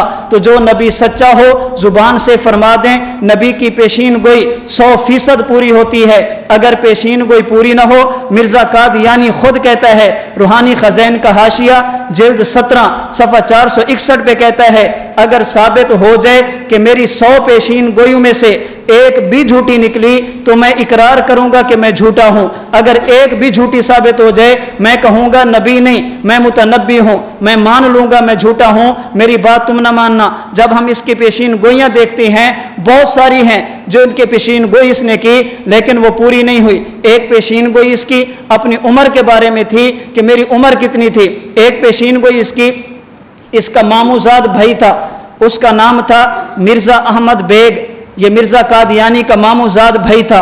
اس مرزا احمد بیگ کی ایک لڑکی تھی جس کا نام تھا محمدی بیگم۔ مرزا قادیانی نے کہا مجھے الہام ہوا ہے آپ اس کا نکاح میرے ساتھ کر دو، میرے پاس وہی ہے، یہ میری ازواج میں آ جائے، اس کا نکاح میرے ساتھ کر دو۔ اس کے ماموزاد بھائی مرزا احمد نے کہا ہم اس کا نکاح تیرے ساتھ نہیں کریں گے۔ اس نے دھمکیاں دی، اشتہارات شائع کیے، ڈرایا دھمکایا لیکن وہ راضی نہ ہوئے۔ اللہ کا کرنا مرزا احمد بیگ کی زمین کا مسئلہ بنا، کاغذات پہ مرزا قادیانی کے دستخط کی ضرورت تھی۔ اس نے کہا دستخط بعد میں کروں گا، پہلے لڑکی کا رشتہ میرے ساتھ کر۔ اس نے کہا یہ تو نہیں ہو سکتا، میں تو اپنی بیٹی کا نکاح تیرے ساتھ نہیں کروں گا۔ اس نے تنگ آ کے اپنی بیٹی محمدی بیگم کا نکاح مرزا سلطان محمد کے ساتھ کر دیا، نکاح ہو گیا۔ اب مرزا قادیانی نے 6 پیشین گویاں کی۔ جب نکاح محمدی بیگم کا ان کے ساتھ ہونے لگا اس نے 6 پیشین گویاں کی، ان میں سے روحانی خزین جلد 5 صفحہ 572 اور 73 پر بھی ہے، مجموعہ اشتہارات جلد 1 صفحہ 102 پر بھی ہے، اسی طرح روحانی خزین جلد 5 صفحہ 325 پہ بھی ہے۔ اس کی پہلی پیشین گوئی کہ جب تک اس عورت کا میرے ساتھ نکاح نہیں ہوگا اس وقت تک میں زندہ رہوں گا۔ نمبر 2، جب اس عورت کا نکاح دوسرے مرد کے ساتھ ہو جائے گا اس وقت تک اس کا باپ بھی زندہ رہے گا، میرے ساتھ نہیں کسی دوسرے کے ساتھ کریں گے اس وقت تک باپ بھی زندہ رہے گا۔ نمبر 3، جب یہ نکاح ہو جائے گا اس کا باپ مرزا احمد بیگ 3 سال کے اندر اندر فوت ہو جائے گا۔ نمبر 4، اس کا خاوند مرزا سلطان محمد یہ 2.5 سال کے بعد فوت ہو جائے گا۔ نمبر 5، میں اس وقت اس لڑکی سے نکاح بھی کروں گا، جب تک نکاح نہیں کروں گا محمدی بیگم بھی زندہ رہے گی۔ نمبر 6، آخر کار یہ بیوہ کی تمام رسموں کو توڑ کر میرے نکاح میں آ جائے گی۔ اس نے 6 پیشین گویاں کی، اس کا نکاح ہو گیا۔ مرزا قادیانی نے کہا 3 سال بعد اس کا باپ فوت ہو جائے گا، وہ بھی فوت نہیں ہوا۔ اس نے کہا کہ 2.5 سال بعد اس کا خاوند بھی فوت ہو جائے گا، وہ بھی نہیں ہوا۔ اس نے کہا کہ یہ محمدی بیگم میرے نکاح میں آئے گی، محمدی بیگم بھی اس کی نکاح میں نہیں آئی۔ مرزا قادیانی کی وفات سن 1908 میں ہے۔ مرزا احمد بیگ کے داماد سلطان محمد کی وفات جس کے بارے میں مرزا قادیانی نے کہا تھا 2.5 سال کے اندر اندر فوت ہو جائے گا، وہ 1948 میں فوت ہوا، تو گویا 40 سال تک وہ مرزا قادیانی کے کفر کا اعلان کرتا رہا کہ 2.5 سال کا کہا تھا وہ چلا گیا، میں آج بھی موجود ہوں۔ اس نے کہا تھا کہ محمدی بیگم میرے نکاح میں آئے گی۔ محمدی بیگم کا انتقال 1966 میں لاہور کے اندر اسلام کی حالت میں ہوا۔ وہ مسلمان ہو کے فوت ہوئی ہے، مرزائی اور قادیانی نہیں تھی، تو اس نے پیشین گویاں کی تھی، ان میں سے ایک بھی پوری نہیں ہوئی۔ اس لیے جو سچا نبی ہوتا ہے، اللہ کا نبی ہو، وہ پیشین گوئی کرے تو سچی ہوتی ہے، اگر پیشین گوئی پوری نہیں ہوتی وہ متنبی ہوتا ہے، نبی نہیں ہو سکتا، مدعی نبوت ہوتا ہے، اللہ کا نبی نہیں ہو سکتا۔ اس میں آج کے دور میں مرزائیوں نے تعویل شروع کی، کہتے ہیں ہمارے نبی نے یہ کہا تھا محمدی بیگم سے نکاح ہوگا، یہ تو نہیں کہا تھا کہ دنیا میں ہوگا، نکاح ہوگا یہ تو نہیں کہا تھا کہ دنیا میں ہوگا، مطلب یہ ہے کہ جنت میں ہوگا۔ ہم کہتے ہیں ہم اس کو بھی مان لیتے ہیں، محمدی بیگم حضور کو آخری نبی مانتی تھی، مرزے کو نبی نہیں مانتی تھی، مرزا اپنی نبوت نہ ماننے والے کو کافر کہتا ہے۔ اگر محمدی بیگم، اگر تمہارے بات مان لی جائے، اگر مرزا نبی ہے تو محمدی بیگم کا اسلام قبول نہیں ہے، اگر اس کا نکاح اس کے ساتھ مانو گے، مرزا نبی نہیں ہے، مسلمان اور کافر کا نکاح نہیں ہو سکتا۔ تمہارے اسلام کے مطابق، تمہارے دین کے مطابق مرزا ٹھیک تھا، محمدی بیگم غلط تھی، تو جس کا انتقال ہی کفر کی حالت پہ ہو وہ جنت میں جا سکتی ہے؟ اگر اس کا نکاح مانو گے تو ماننا پڑے گا کہ جو مرزا کو نبی نہیں مانتا وہ مسلمان۔ اب تمہاری مرضی نبی بچاؤ، تمہاری مرضی پیشین گوئی بچاؤ، سمجھ آ گئی؟ جب نہیں بنتی بات پھر آخر میں یہ پیشین گوئی ہے لیکن متشابہات میں سے ہے، ہمیں نہیں پتہ اس کا مطلب کیا ہے، ہم کہتے ہیں پیشین گوئی ہوتی ہی وہ ہے جو بالکل صراحتاً ہو متشابہات میں سے، تو جو اللہ کا نبی ہوتا ہے اس کی پیشین گوئی کیا ہوتی ہے؟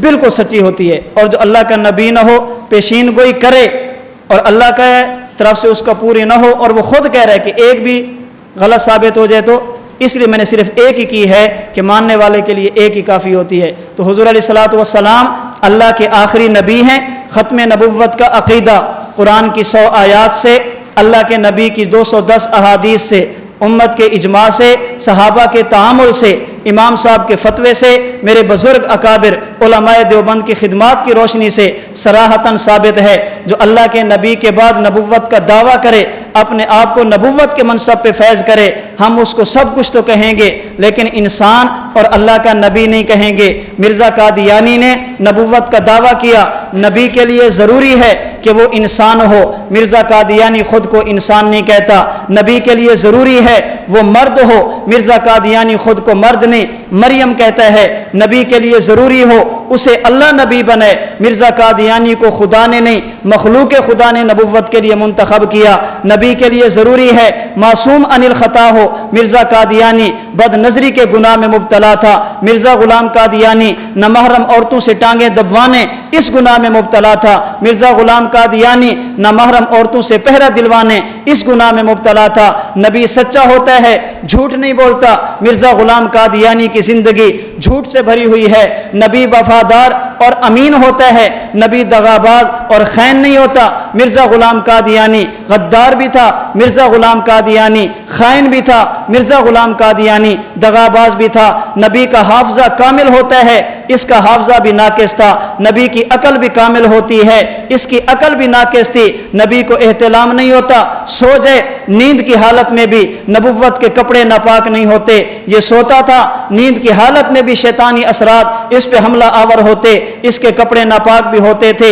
نبی بات کرے پیشین گوئی کرے، وقت آنے پہ اگر نبی فرما دے یہاں ابو جہل تڑپے گا، یہاں پہ یہ فلاں تڑپے گا، امیہ بن خلف تڑپے گا، پھر وقت آنے پہ اگر نبوت لکیر یوں کھینچے تو لاش یوں ہوتی ہے، لاش یوں بھی نہیں ہوتی، نبی جو پیشین گوئی کرے وقت آنے پہ پوری ہوتی ہے۔ مرزا قادیانی نے پیشین گویاں کی، ان میں سے بہت ساری وہ کہتے ہیں ایک بھی غلط ثابت ہو جائے، ہم کہتے ہیں ساری غلط ثابت ہوتی ہیں، تو وہ پیشین گوئی کے اعتبار سے بھی جھوٹا تھا۔ ہر نبی کا ایک کلمہ ہوتا ہے، مرزا قادیانی کا کلمہ نہیں، ہر نبی کی وحی کی زبان اس کی قوم کی زبان ہوتی ہے، مرزا غلام قادیانی کی وحی کی زبان اس کی قوم کی زبان نہیں، 9 زبانوں میں اس پر وحی آتی تھی، اوصاف نبوت میں سے ایک وصف بھی مرزا غلام قادیانی میں نہیں پایا جاتا، ہمارے پیغمبر کے اندر تمام اوصاف پائے جاتے ہیں، اس لیے ہم آیات احادیث عقل اور نقل کی روشنی میں دن رات یہی کہتے ہیں کہ تاج و تخت ختم نبوت، تاج و تخت ختم نبوت۔ اللہ رب العزت مجھے اور آپ کو باقی عقائد کے ساتھ ساتھ اس عقیدے کے بھی تحفظ اور دفاع کی توفیق عطا فرمائے۔ لا الہ الا اللہ، لا الہ إلا الله لا إله إلا الله ما لنا رب سوى لا إله إلا الله لا إله